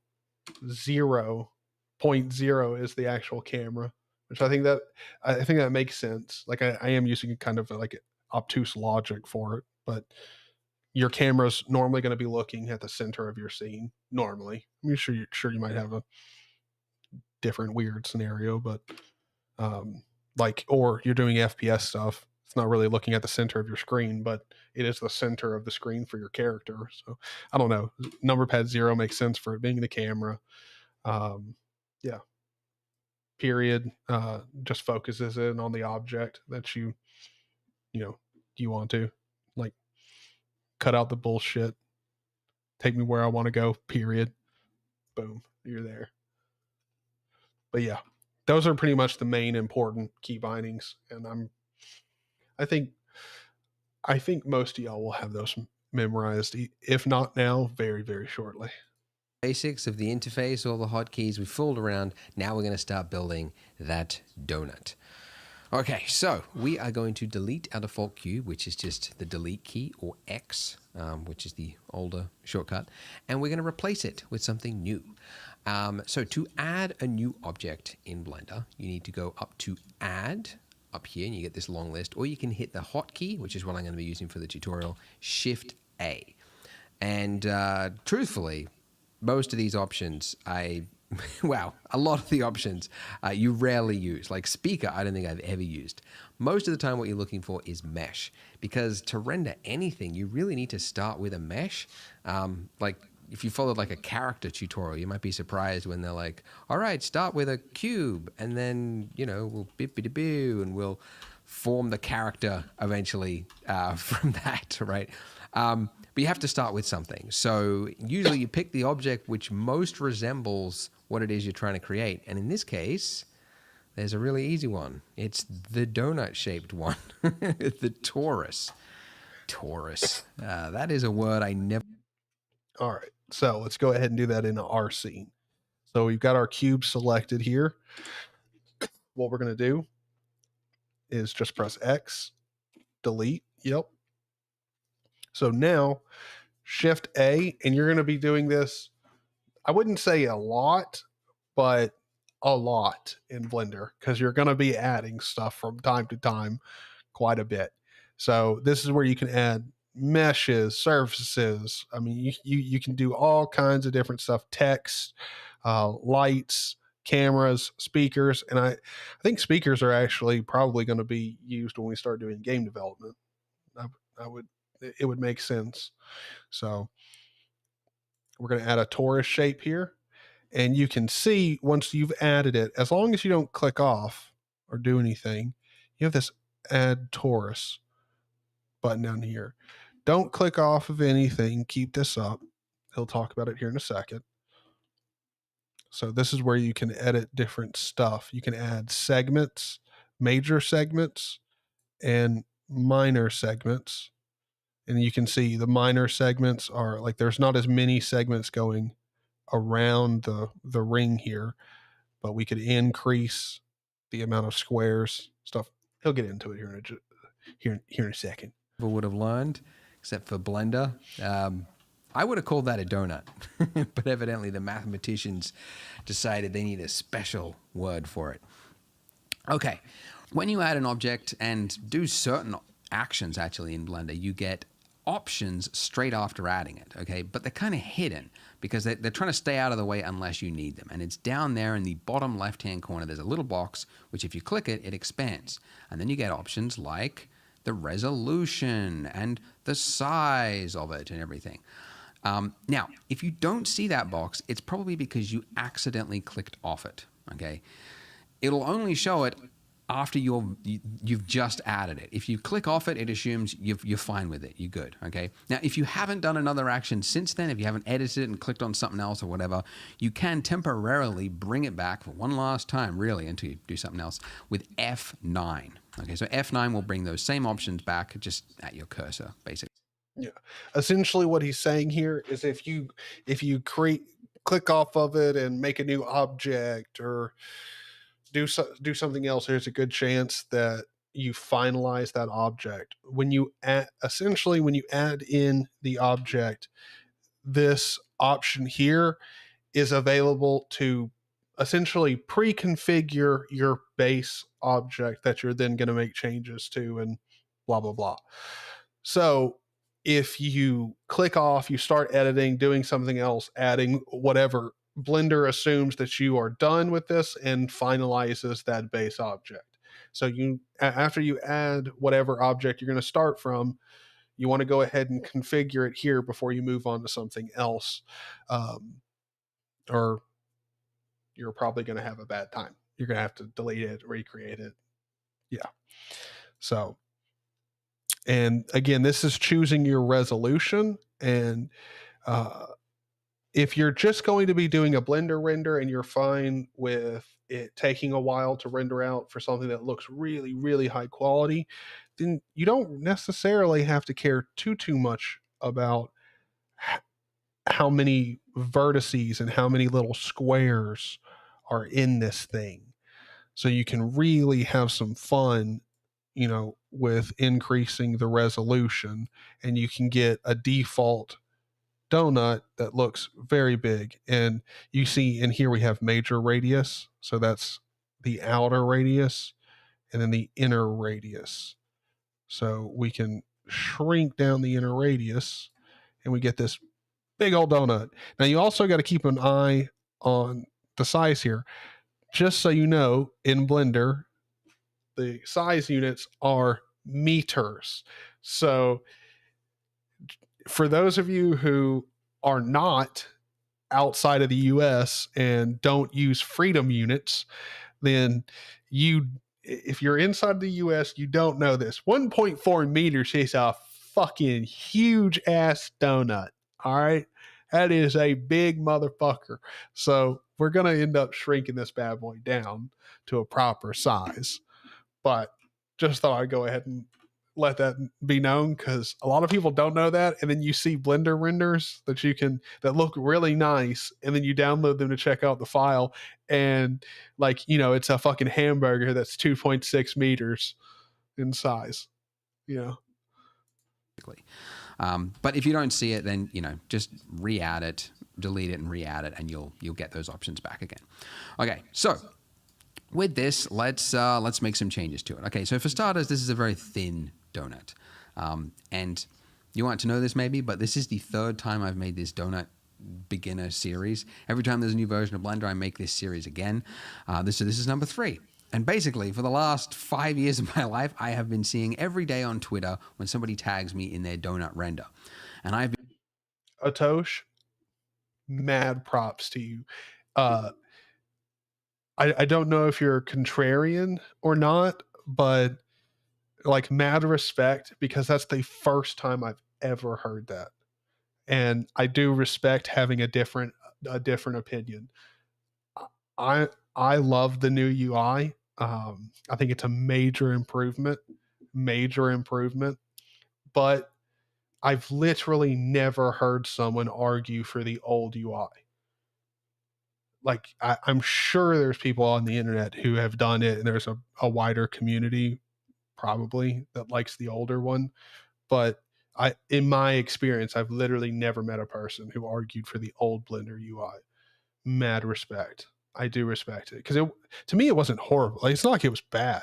It's just as soon as I saw the new UI, I was like, oh damn, that's way better. It just looks way better.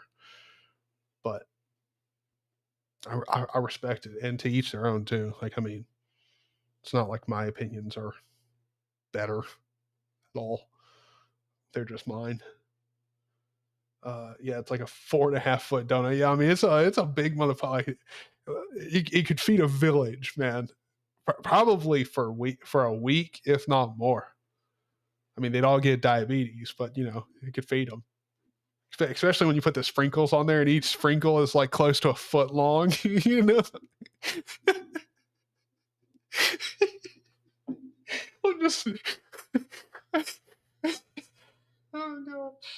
I'm just imagining an entire village eating this thing, and like once they get to the icing and sprinkles, like just the doctor or like the shaman in the village, it just feel like everyone is dying. Like just of diabetes.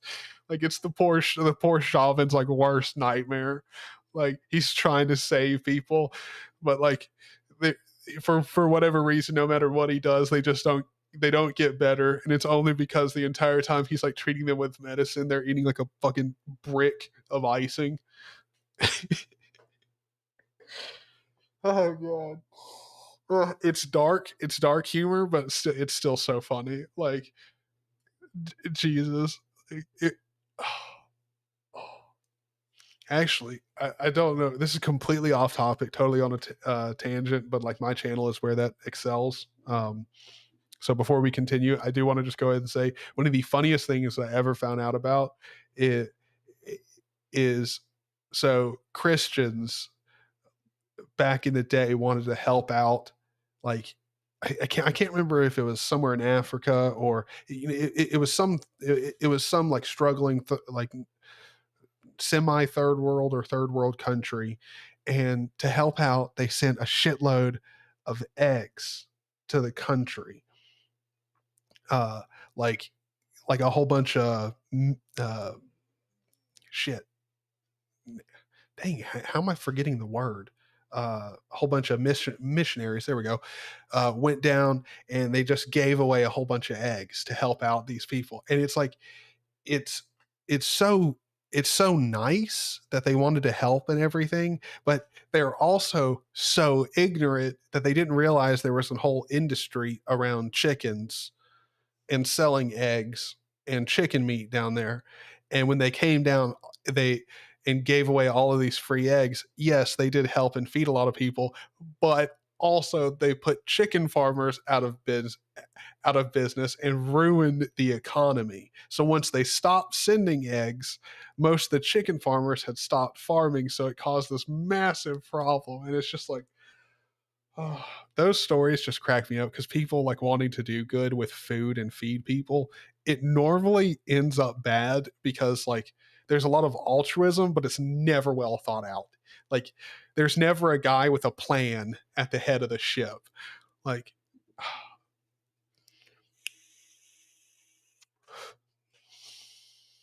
howdy, I've got the stream muted, but I'm here. Ah, well, nice to see you, Linux Gamer. If someone could send him a message and tell him that I said hi, and hope he's enjoying his day, because I'm not going to type it out because I'm too lazy right now.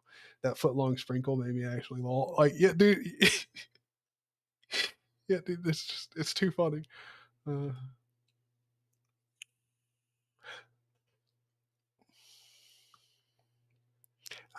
Yes, yes, yeah, yeah. If you like soft image, then I get it.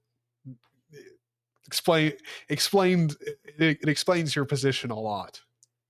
Like it's like someone who and I completely lost my train of thought. Wow. I can't even remember what food I was going to think of because like I was going to equate it to something about food. But then when I went to go think about it, all I saw in my head was a Milano cookie, and I got completely distracted. If you don't know what Milano cookies are and you've never had one, stop what you're fucking doing and go to Amazon and purchase one, and then come back to the stream. Like just in another tab, open up Amazon, order you a package of Milano cookies. You can thank me later. Okay. Okay. Cool. Hey, what are you barking at? Become very good at realizing the attributes that make donuts look good. And I think the best donuts are the ones that look thick. The ones that look like, oh yeah, I want to sink my teeth into that because it's got a lot of icing, it's got a lot of dough. I don't know, just something about a fat donut. Just like, yeah, that looks delicious. So I'm going thick this time. Okay, and then. All right. So for all of us Freedom Unit users, let's go over here. Let's load up Google. Let's do. I do want a big donut, but not like insane size. Let's do a 5-inch donut. Big fatty boy. Oh, not into mile. Shit. To meter. 0.127. Okay. So let's hop over here, and you can just, if you click on the major radius instead of clicking and dragging, it'll select it, and we can go 0.127, right? Was that what it was? Hold on. Yeah, 127. All right. And then we'll make this 0.09. Try that. Let's see how that looks. All right. Might try dragging it up. 0.8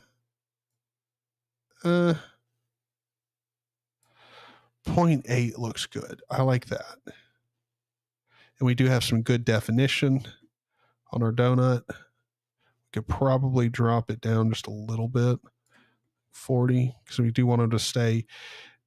He'll cover this here in a second, but you do want your actual resolution. You do want to keep your where the points of the faces are. You do want to keep those looking more like squares than rectangles. You can see right here, they're more like rectangles. So you do want to keep them more in line with a square, as much as you can, because you can see down here in the center, it's going to be a little bit longer, and we can increase the resolution here. And if we do that, you'll get more like a square. But you also do want to keep the resolution to a point where it's not insanely high.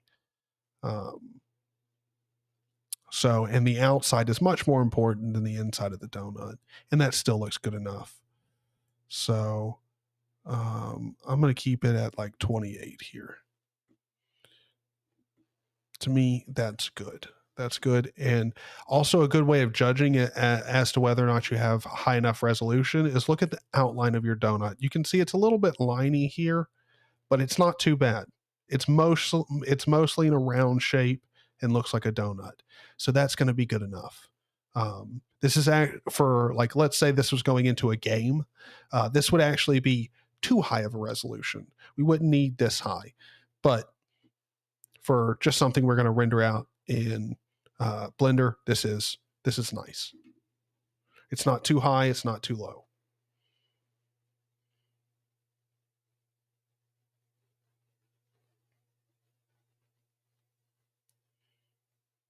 Chesapeake cookies are dope. Dude, Chesapeake cookies? Hold on, I don't even know what that is. Dude, we will always take a break, a short, quick break to figure out something about cookies. So let's see. Chesapeake cookies. No, not cheesecake. I'm gonna guess you misspelled that. Chesapeake cookies? Is that actually what you meant? Because I don't have a single thing showing up for that. Yeah, nope, nothing.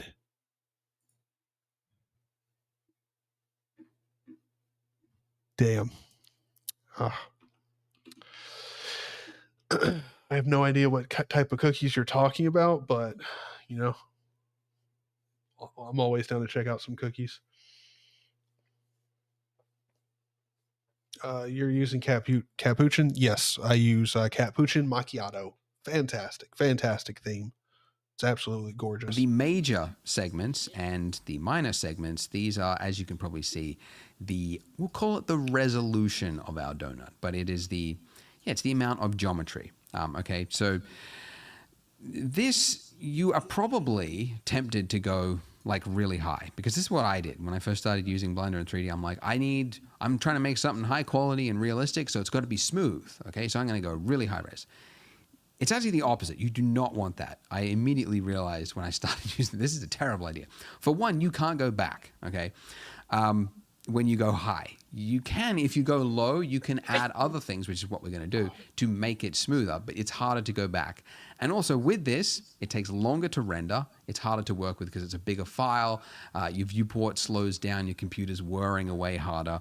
And also it is harder to work with, okay? When we enter edit mode, and we're going to do this later and like do some edits and stuff here, I have to work with this many vertices, these little points, and that is just too much. So you actually want the exact opposite. So we want to keep it as minimum. Okay, so the minimum amount of detail depends on what it is you're trying to create. We could go like really low, but we're actually going to use part of this donut for the icing. So I'm trying to think, okay, what am I going to do with the icing? Am I going to make some like dribbly bits going down it? I don't know. Having done this a few times, I think I'm going to go with around like somewhere around 40 to 20.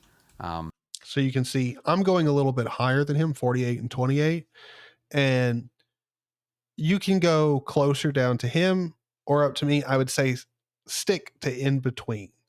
My resolution here might be a little bit much, but it's not too high that it's going to cause any problems or anything like that.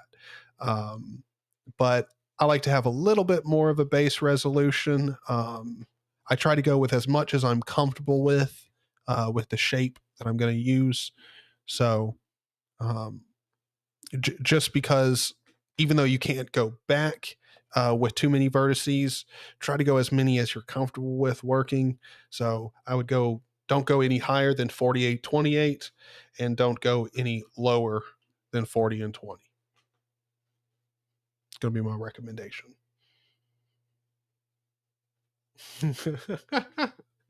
That donut is as smooth as my brain. Fucking love it.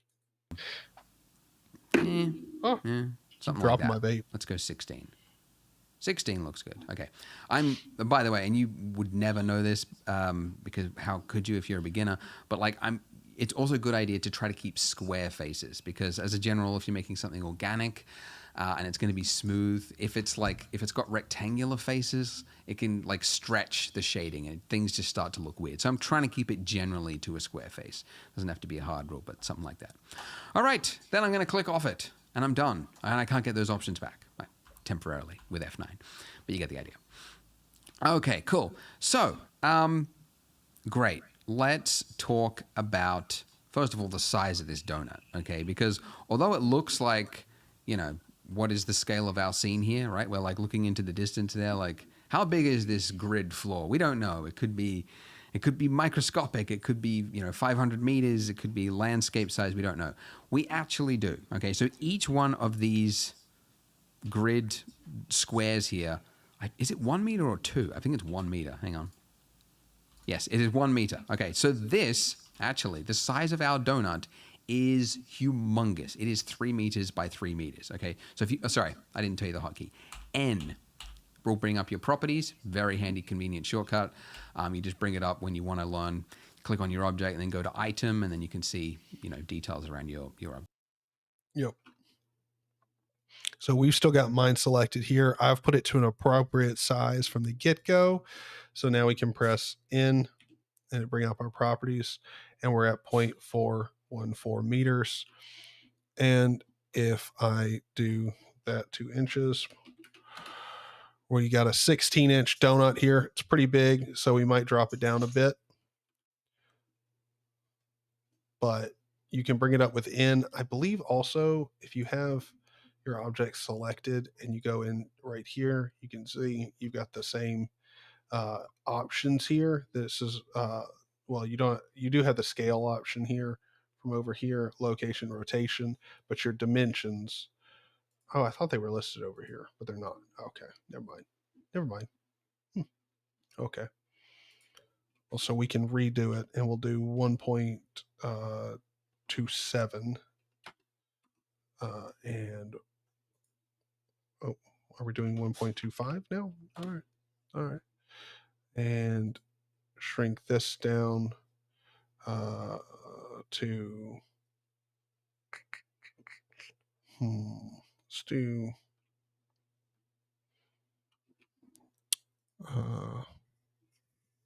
3 inches. Let's do 0.8.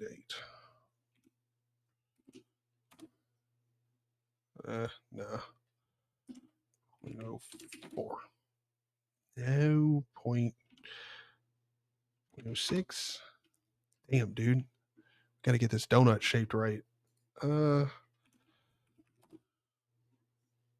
Yeah, that's right. That's right. That looks good. That looks like a good fucking donut right there. Big fat donut. So this is now, let's see, meters to inches, 0.125. Yeah, just under 5 inches. Yeah, it's a nice big fat donut. I like it. Okay, so it's 3 meters by 3 meters, which is like roughly like 2 people laying down lengthways. By the way, speaking of that, if you are American, for my American audience, you can change your units to be Wacky Imperial, and you can get 9.9 periwinkles or whatever it is. I don't know. You can do that. I'm going to use 3 meters because the rest of the world is also watching. All right. So this obviously needs to be much smaller. So we're going to scale it. Scaling, the hotkey, S. Scale it right down to the size of a donut, which I've learned is around about, like, the biggest size would be around about like 10 centimeters, right? Yeah, roughly. So you could have just scaled it down. But also, if you want to get to an exact size, something, you can't just use these. It's going to be faster to just scale it, but it's just a little bit more fun playing with the numbers. Or you're just stoned and you forget that scaling is an option. It happens. But yeah, 10 centimeters is what we're looking for. Something like that. We could have done it when we added the torus, but that was radius. And radius is like, you got to double it to make it. And I'm like, just scale it down after we make it, and it'd be much easier to figure out. Okay. Now, the other thing I want to do is apply the scale, because, and this is another thing you would never know if you're a beginner, but it's sort of a running joke in the 3D world. But like, anytime you run into a problem with your mesh, something's not working, apply the scale.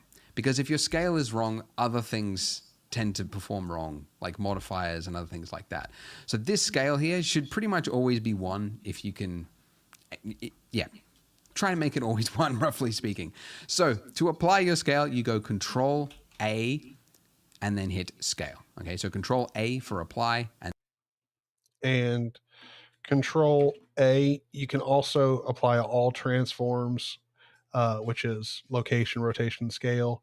Or you can just do rotation scale. So we're going to apply the scale here. We could apply everything, and like, let's say we had it moved all the way over here and we applied it. This would zero out this and make the position of this object 0 over here. But you're probably not going to be doing that all that much. Alt-G, cool. And then scale. Unless and now it is 1. Nothing has changed, but it just means things will work better in future. Use it, but normally I'm just doing because I know I'll forget it, and then they'll be like in the comments, and people go, "Why is mine messed up?" And it was because of this part I didn't say hit. Anyway, all right. Okay, so how do we get rid of these jagged lines? Because that's probably your next question. How do we get rid of those jagged lines? There are two types of shading in Blender or in 3D, flat and smooth. So by default, it is flat. To change it to smooth, we just right-click and then hit Shade Smooth, okay?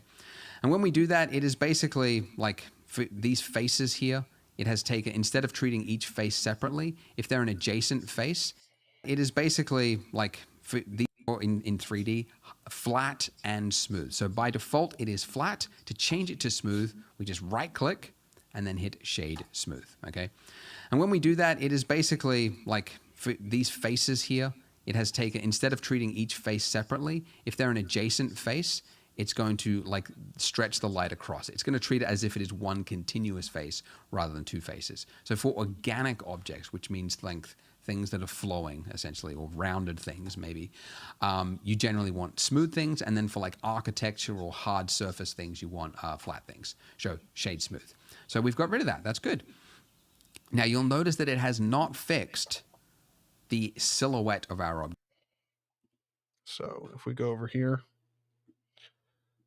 we can right-click, Shade Smooth.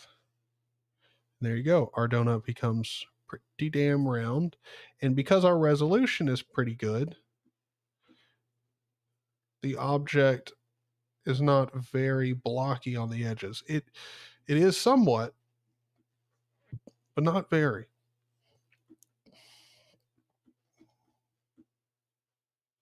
And if we go and do a render, oh, that's right, our camera is pretty far away.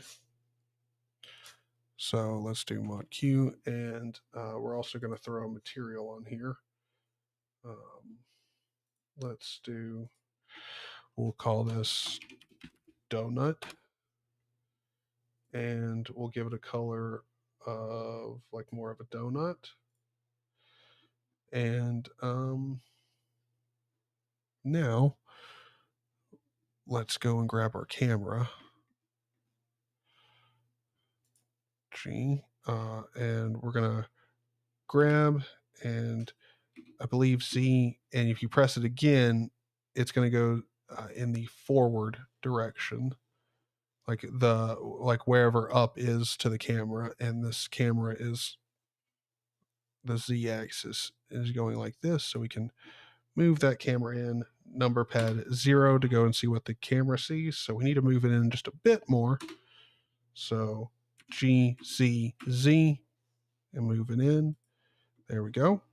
And so now number pad 0. We'll move it in just a bit more. G, Z, Z. Move it in like that.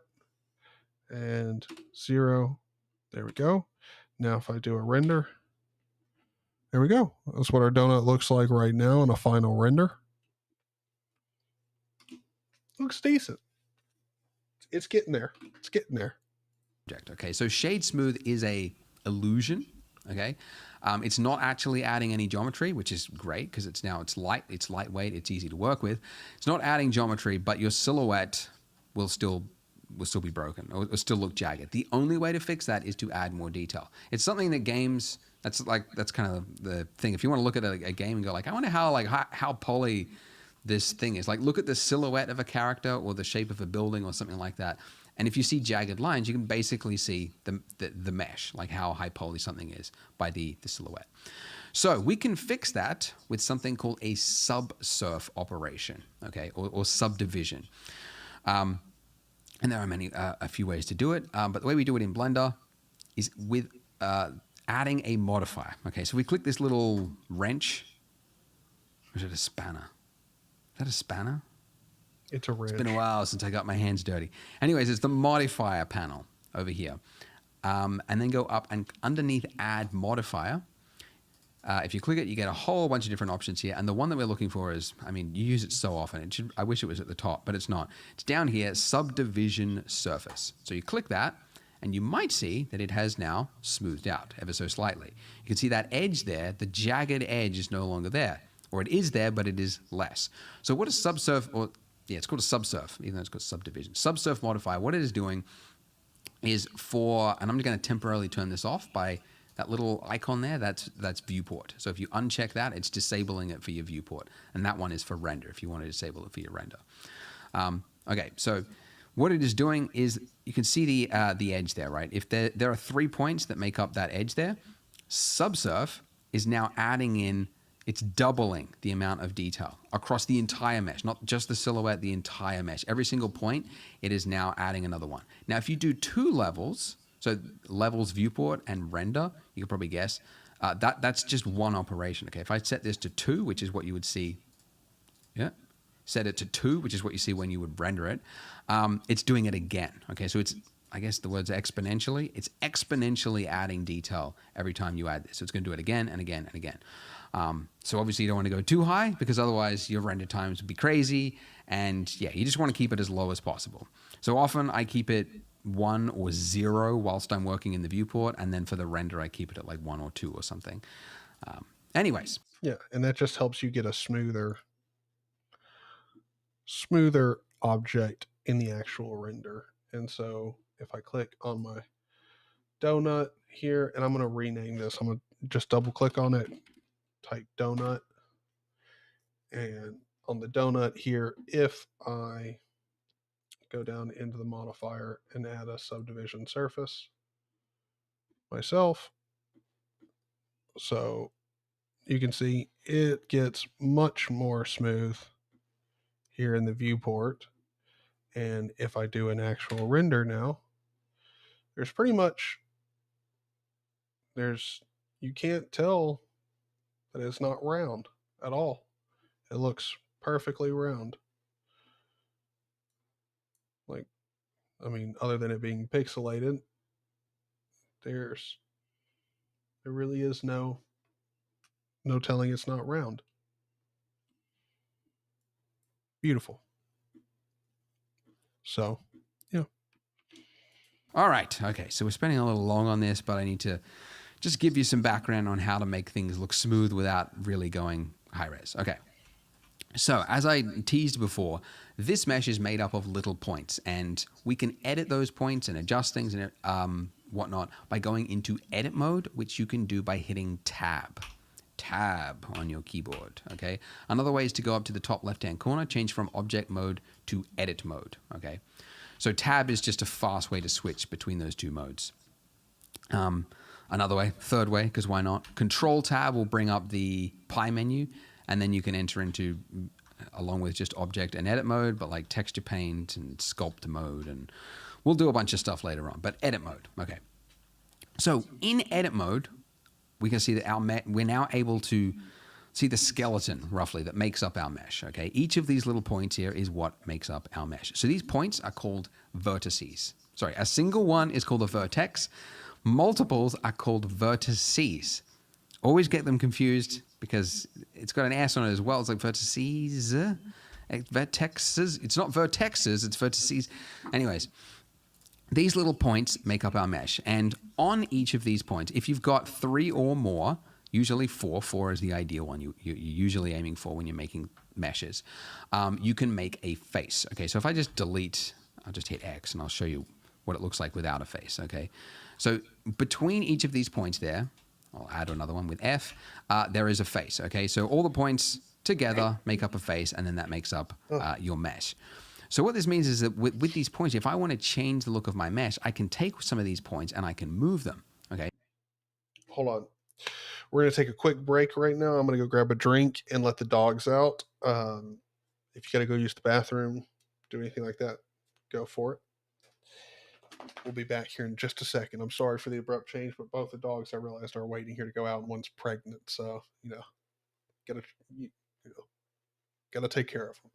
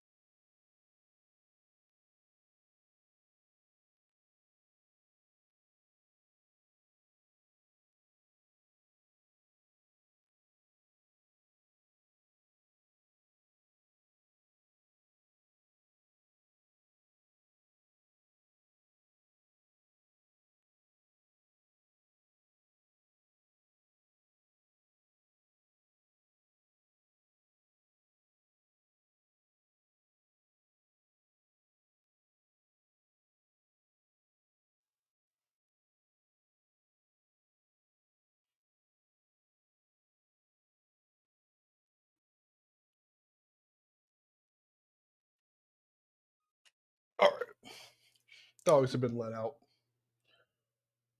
I had some chicken wings, and my family wants to play some board games. So I guess we will resume the course after a short intermission after this episode. So hopefully you guys are ready.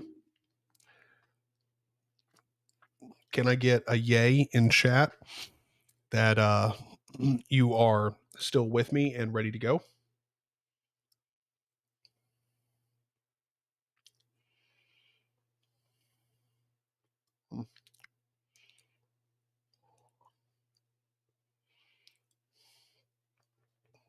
Pepperidge Farm, Chesapeake. Yeah, we'll have to look that up.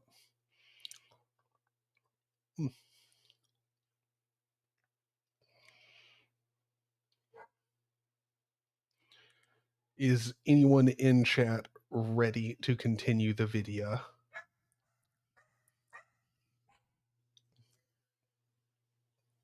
Alex is ready. I like it.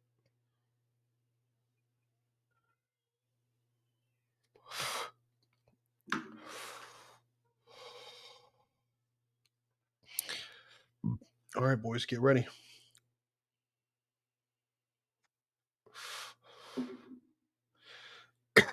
We are continuing in 5, 4, 3, 2, 1.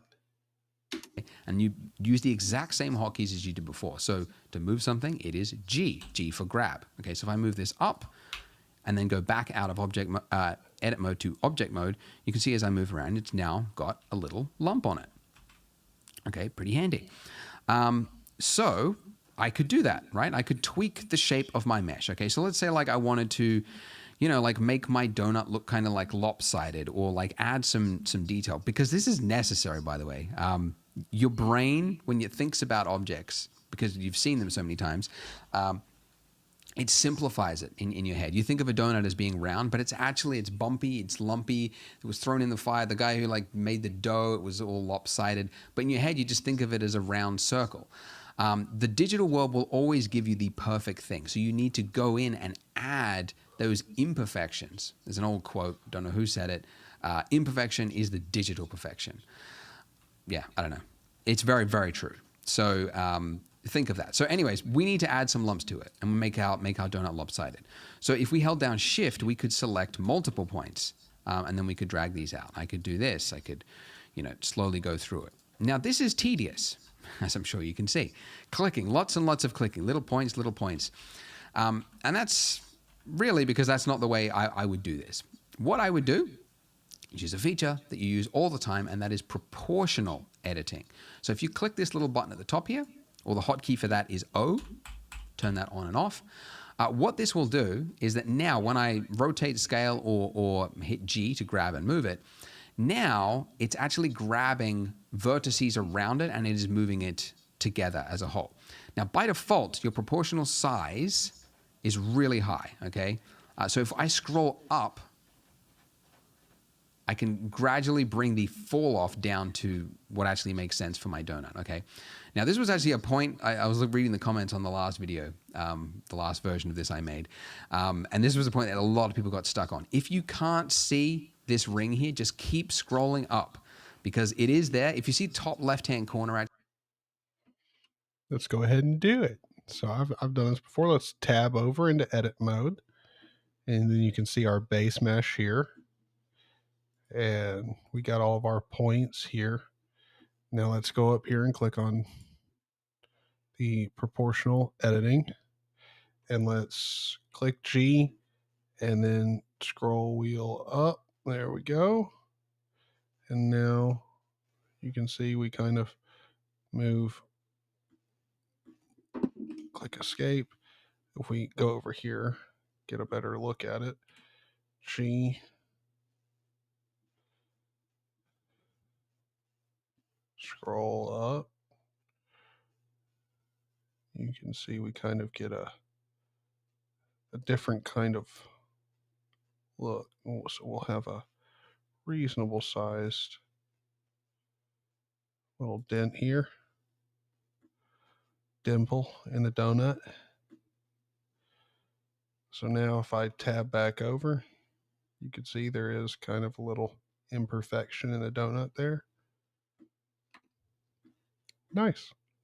And you can see the kind of drift in there. Very nice. Actually, it gives you the measurement. As I scroll, you can see the measurement of my fall off. What you're looking for is something like a 0.04. If you can't see 0.04 meters, just keep scrolling up until you see it. And if you're on trackpad, because those people also got stuck because they're like, how do I scroll while I'm doing it? All you do is on trackpad, you tap G, then do a single click, and then down here in the bottom left-hand corner, you've got those options again. And then you could adjust your proportional size to like a 0.04. And then if you move, you should see the correct proportional fall off. Okay. Really, guys, invest in a mouse, please. Going trackpad, look, it's fine for Facebook, but like you're doing stuff in 3D, you got to have a mouse. Come on. All right. Okay, so now that I do this with my fall off radius, and if I just scroll up and down, I can adjust and I can make my donut look however I want much more easily. Okay. Make this part go out. Maybe make this part have like a little lump that's sort of skew-if like that. Maybe this middle part, sort of like this. Okay. And I'll do another one here, something like that. Okay. Oh, that's a little lopsided. It's a little bit repetitive of what's on that side. And this is maybe a little bit too far. Just sort of playing it by eye. But I have to keep this for the rest of the donut, for the rest of the tutorial. So I'm trying to do it well. He's making a real lumpy donut. I think we're going to go about ours a little bit different. All right.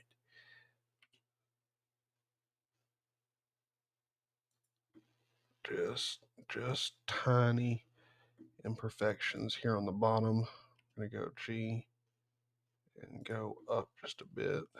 Yep. Because this happens a lot of the times. A lot of the time the dough kind of like, comes up off at the bottom. G, Z.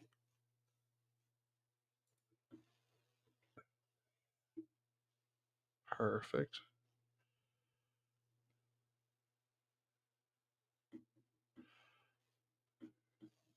We got this one here. We're going to go G.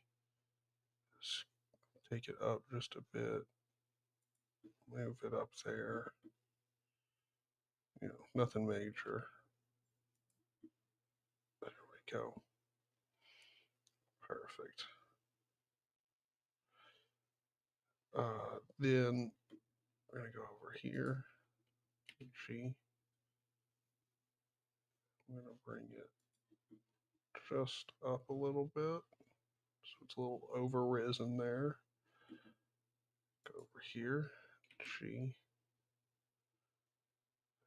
Give it a good big space. Bring it down just a tad.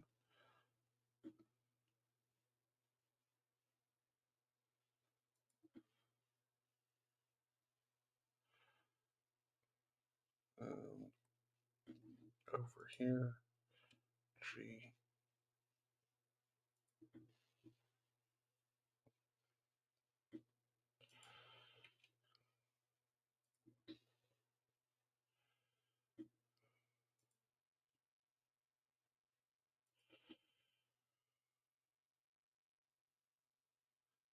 I like it.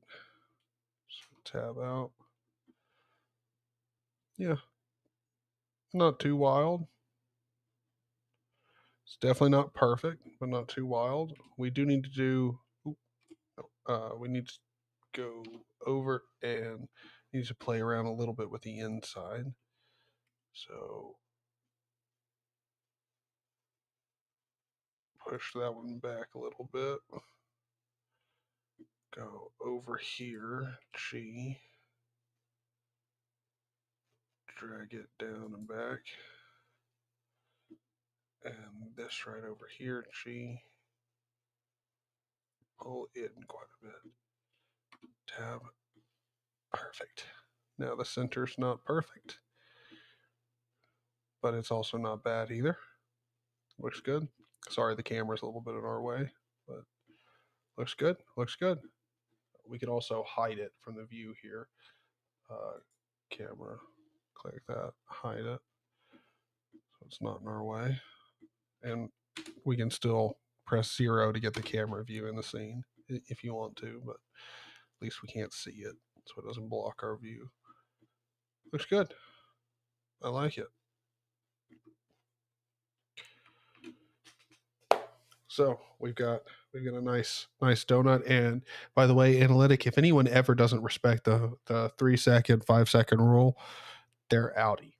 Like, can't be having uncivilized people in here. You got to respect the 5-second rule. Okay. Or Something else, 3-second by the way, rule. another. It should be a 3-second rule, preferably, but the 5 seconds still works. Obviously, you can claim it. 5-second rule. The only time where the 5-second rule or 3-second rule is not upheld and should not be upheld is in any facility where people are dying. Like a hospital or something like that. Like if you're in an ER and you drop your chicken wing on the floor, you probably shouldn't eat it. Philip, how's it going? Kudu, welcome. Just so you guys know, full context for those of you who have not kept up for the past day and a half. We're just getting started on a Blender tutorial because in the last stream I talked about it. I'm interested in making a game and doing more live streaming and getting back into treating YouTube as a job and as a full-time commitment, and I want to have a good project to do for that. And so I think creating an open source game will be fantastic. And we researched the Blender game engine, and it has come a really, really far way since the last time I checked it. So we're getting back into Blender modeling and stuff, and we're going to get into the game engine, and we as a community are going to come up with an idea for a game that we can all get behind and enjoy. And to what extent everyone can participate, you're welcome to. And we're going to make we're going to make a game, but we're getting started with the tutorial that everyone should take to get either back into Blender or learn Blender for the first time, which is the donut tutorial. So if you don't have Blender installed and you would like to participate in this, or you at least find it interesting and you want to learn Blender, go ahead and get it installed. And you can go and watch Blender the rest of this tutorial from the start with us and see chat and everything and go along. Or you can start from now. And if you'd like me to, I'll do a very, very fast catch-up tutorial for the finish off of this video. And you're welcome to rewatch the stream. We're going to take a break, and I'm going to go play some board games with my family. And then after that, we're going to get back to watching the tutorials and doing work.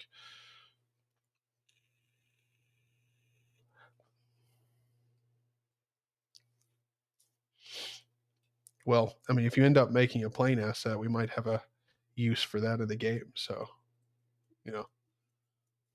let me know. But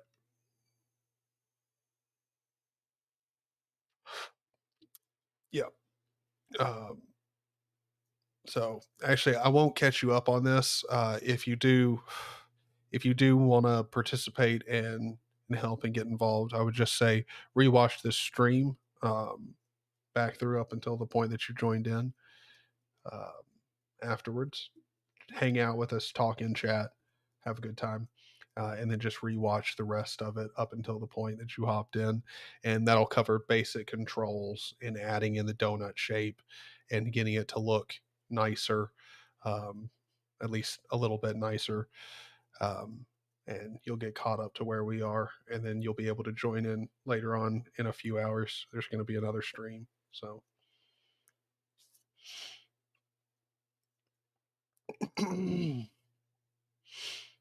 Oh, awesome. Awesome. Yes. The system monitoring scripts are fantastic. I love my systat scripts.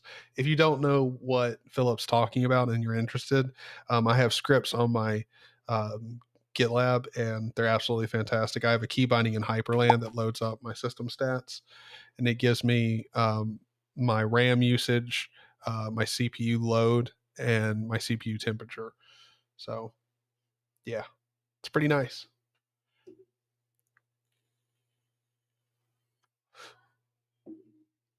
Just so you know, it's pretty nice. Hotkey. You can see that if I want to move this up, if I was to move it like this, right? It's moved every. Actually, yes. If you rewatch the stream at the very beginning while we're waiting for people to join in and everything, we actually do push up my new dot files. So yeah. Everything also left to right as well. Okay. Because of my camera angle. Okay. If I'm looking at something like this and I'm moving it, it is moving it across the donut. So it's scrunching everything going this way. That's not what I want. I want it to go directly up. So it means I have to get my camera angle like right down here to do that up. Alternatively, a better way, not to throw too many hotkeys at you, get my keyboard shortcuts if you haven't already, link in the description. But another hotkey is Alt-S, which instead of moving it just arbitrarily. Yes. Yes, Philip. We are using Hyperland right now.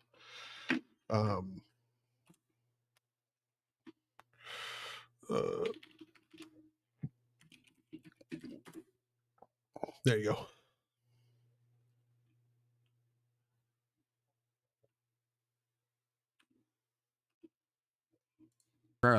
This will now move it according to which it's direction direction on a Linux stream if you don't throw up a neofetch, are pointing. You know? And this is actually perfect for this exact case because we've got, points, rounded around it. And it's just, it's tedious to have to get my camera angle exactly right when really I just want to be able to select certain parts and then pull them in and out. So Alt-S allows me to do that. The shrink and fatten tool is what it is called. But other softwares, I think they call it move along normals or something like that. Yeah, he likes something like that. The shrink tool does work and it's also nice. I don't like using it because I don't know. I feel like just grabbing points makes sense, and it with proportional editing enabled, it does work the same way. It's fine. In Hyperland, how do you set the display resolution? All right. I mean, we're getting off topic, but it's totally fine. We've only got a very short amount of this video left, and we'll finish it up pretty quick, and then I'll go play board games with my family. But I'll show you vim.config hyperland. So because Wayland is different than Xorg, inside of your Hyperland config, you have these monitor lines to configure your monitor or monitors. And you can see here, I have one DisplayPort 1440p monitor that's high refresh rate, and I'm running it at 165 hertz. And then I have the position of the monitor, which is down a little bit because I have an ultra wide that goes up a little bit from my monitor. And this one here is the scaling for it. So it's just regular one scaling, pretty much no scaling. And then I have my HDMI, which is my ultra wide vertical monitor, 2560 by 1080, running at 60 FPS. And I've got it at 2560, so the width of my 1440p monitor, so it's over to the right of it, and it's at 0, so it's maximum. My monitor is about 640 pixels down, so yeah. And then scaling of 1, and then this one, because it's rotated, I have it transform 3, and that's like 270 degree rotation, I think, something like that. Inside of the Hyperland documentation, when you go to monitors and scroll down, you'll find the transform, how to rotate your monitor, and what numbers mean which degrees and stuff. I think there's like 5 options or whatever.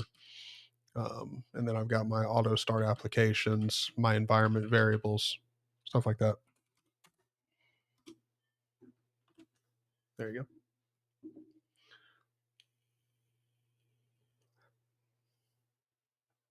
Hyperland is very nice. Just plain Vim, not NeoVim. No, it's NeoVim. That's alias to Vim. Yeah, I do use NeoVim. I just haven't configured NeoVim yet. I nuked my NeoVim configuration, so I need to re-upload that to GitLab. But I'm also going to do a different configuration this time. So I'm used to using the XFC display settings or Xrender. Yeah, you'll get used to it. It's also extremely simple. I mean, it is remarkably simple. Like that's what I like about Hyperland. So again, I'll go back in here. So again, the way you set it up is so simple. At the beginning of your config, you do monitor and the display port. And again, if you want to get this, like if you don't know what your monitors are called in Hyperland, because when you start Hyperland, it's like it does have like an automatic monitor thing that detects your display. It probably doesn't set them up right, especially if you got multiple monitors. For a single display, it'll like automatically guess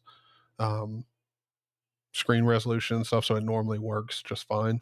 But if you want to get what your monitors are, it's quite simple. It's hyperctl, which this is the control command for Hyperland that you're going to use for different stuff occasionally. I honestly don't use it that much, but other than for pretty much this hyperctl monitors, you run that, tells you which monitors you have connected: DP1, HDMI 1, and it tells you the resolution, its position, its name and stuff. And so you just take the resolution and you, if you know what your monitor's capable of, which I know mine's 165 hertz. So that's what you just put in there. DP1, 165 hertz. So I put the position in to set it, and that's what it's showing there. Quite simple. Hyperland is probably the most advanced and simple to use Wayland compositor tiling window manager that you'll find. It's very nice. Hello, Dylan. How's it going?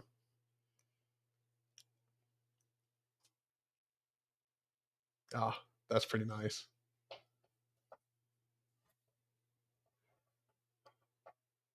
Planning a new PC build right now with my new GPUs. Oh, that's nice. Yeah, they're probably not going to like that. 1200 watts draw.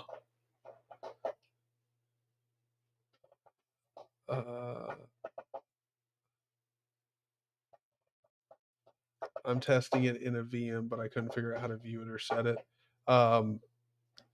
Testing out Hyperland in a VM, I don't really know how Wayland really works in a VM. I'm not sure that it's good. All right. And then maybe the base as well. I think we should make it a little bit lopsided on the base. Move that down. Something like that. Now, there is a sculpt tool, which we'll talk about when we get to the icing, that could also do this, but that is not the point of this tutorial. So I'm just doing proportional editing because, to be honest, like this proportional editing is perfect for this kind of thing. Yeah. Cool. So it's just entering into edit mode to do your changes, going into object mode to see how it looks, and then swapping back out with tab again. Than we do. And that's really all it is. I think this is too thick on this side now. Too lopsided. I went too far with the imperfections. But that also comes into like the style of it, of what you're doing. Yeah. Something like that. Oh, by the way, another side point I just mentioned. We're talking about object and edit mode, okay? A big problem a lot of beginners have that I find is that later on, you'll be like, I'll say, all right, so select your lamp and your camera or something like that. And they'll be like, oh, I can't click on it. What's happened? It's because you are still in edit mode, okay? Edit mode means you cannot click on anything else other than the object that you are editing. You're still in this. When you switch back to object mode, you're now able to click on any object in your scene, but in edit mode, it is locked to that view. So if you can't click on things, just remember, check what mode you're in. You're probably in edit mode. Switch to object mode and you'll be fine. Yep. Okay. Just to finish on something completely random, because why not? Just throw it in there just as a little Easter egg for those of you that made it to the end of the video.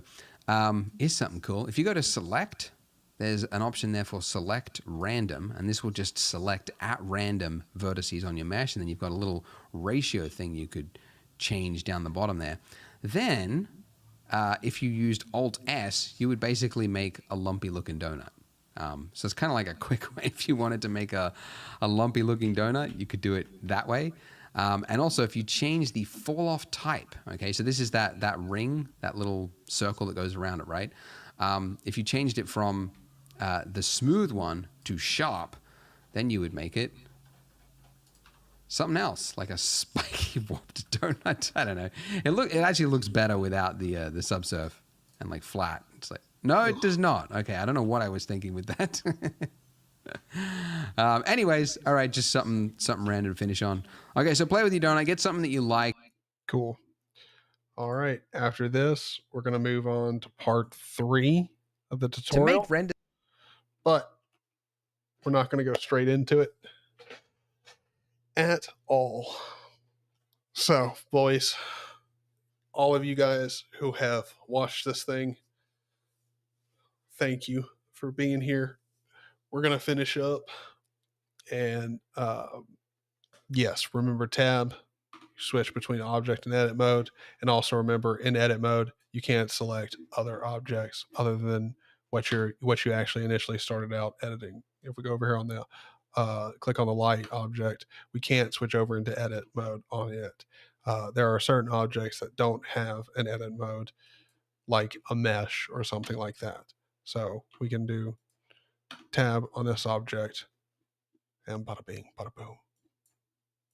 We can edit it, but we can only edit it. Tab, switch back and forth. And you can always go up here and use that, or use the tilde command.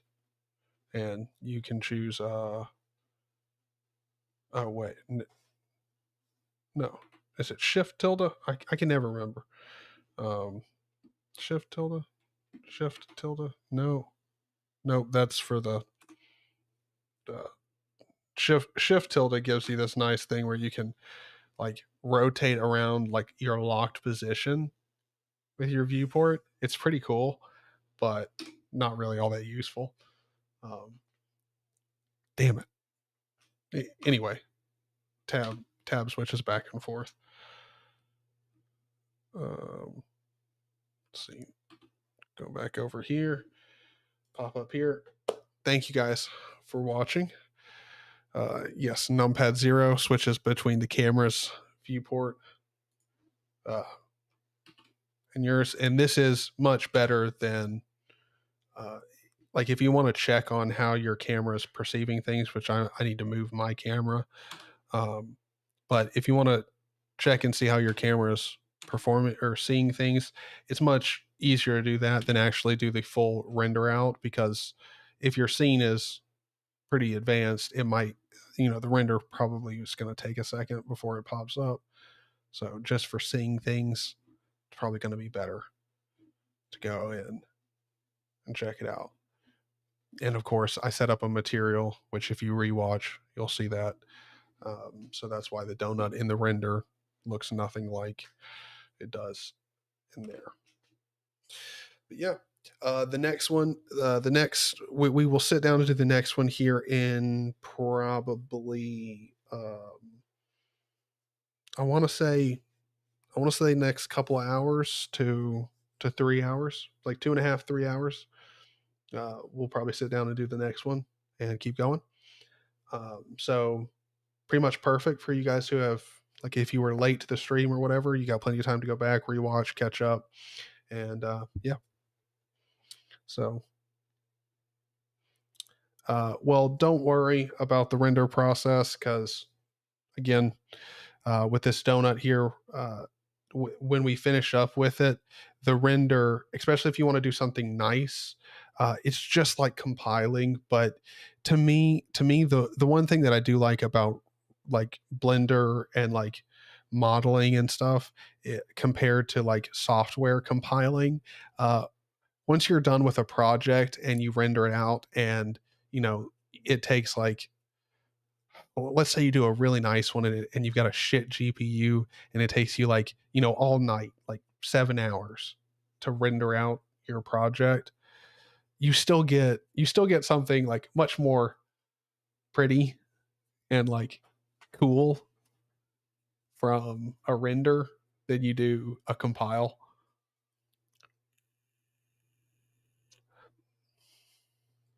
Yes, the next stream I do, I'll actually put out an announcement on Discord and add everybody so you guys get invited. This one I didn't do, like, I mean, I shared it on different Discord servers like Matt's, but I didn't, ping anybody. I didn't want to add everybody too much.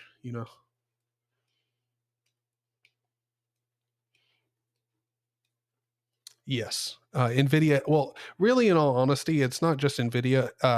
Getting a nice CPU, or at least a laptop with a nice CPU, really helps. Like an i7 or a Ryzen 7 CPU in a laptop helps a lot with Blender, if we're being honest. Even an AMD GPU can be utilized, and it's nice. Good. If you're looking to stay up, this is going to be perfect for you. So, thank you guys for being here. It was a lot of fun talking with all you guys, doing this with you. I think this is going to be a really fun project as a community. Um, yeah, not only do people and myself have the opportunity of gaining a lot of skills, uh, also not just skills in Blender, but also working together as a team, uh, working collaboratively. This will be fun.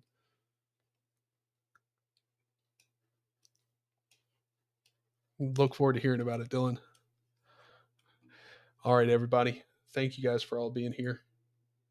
Hope all of you guys have a good one, and I'll see you here in about 2.5 to 3 hours.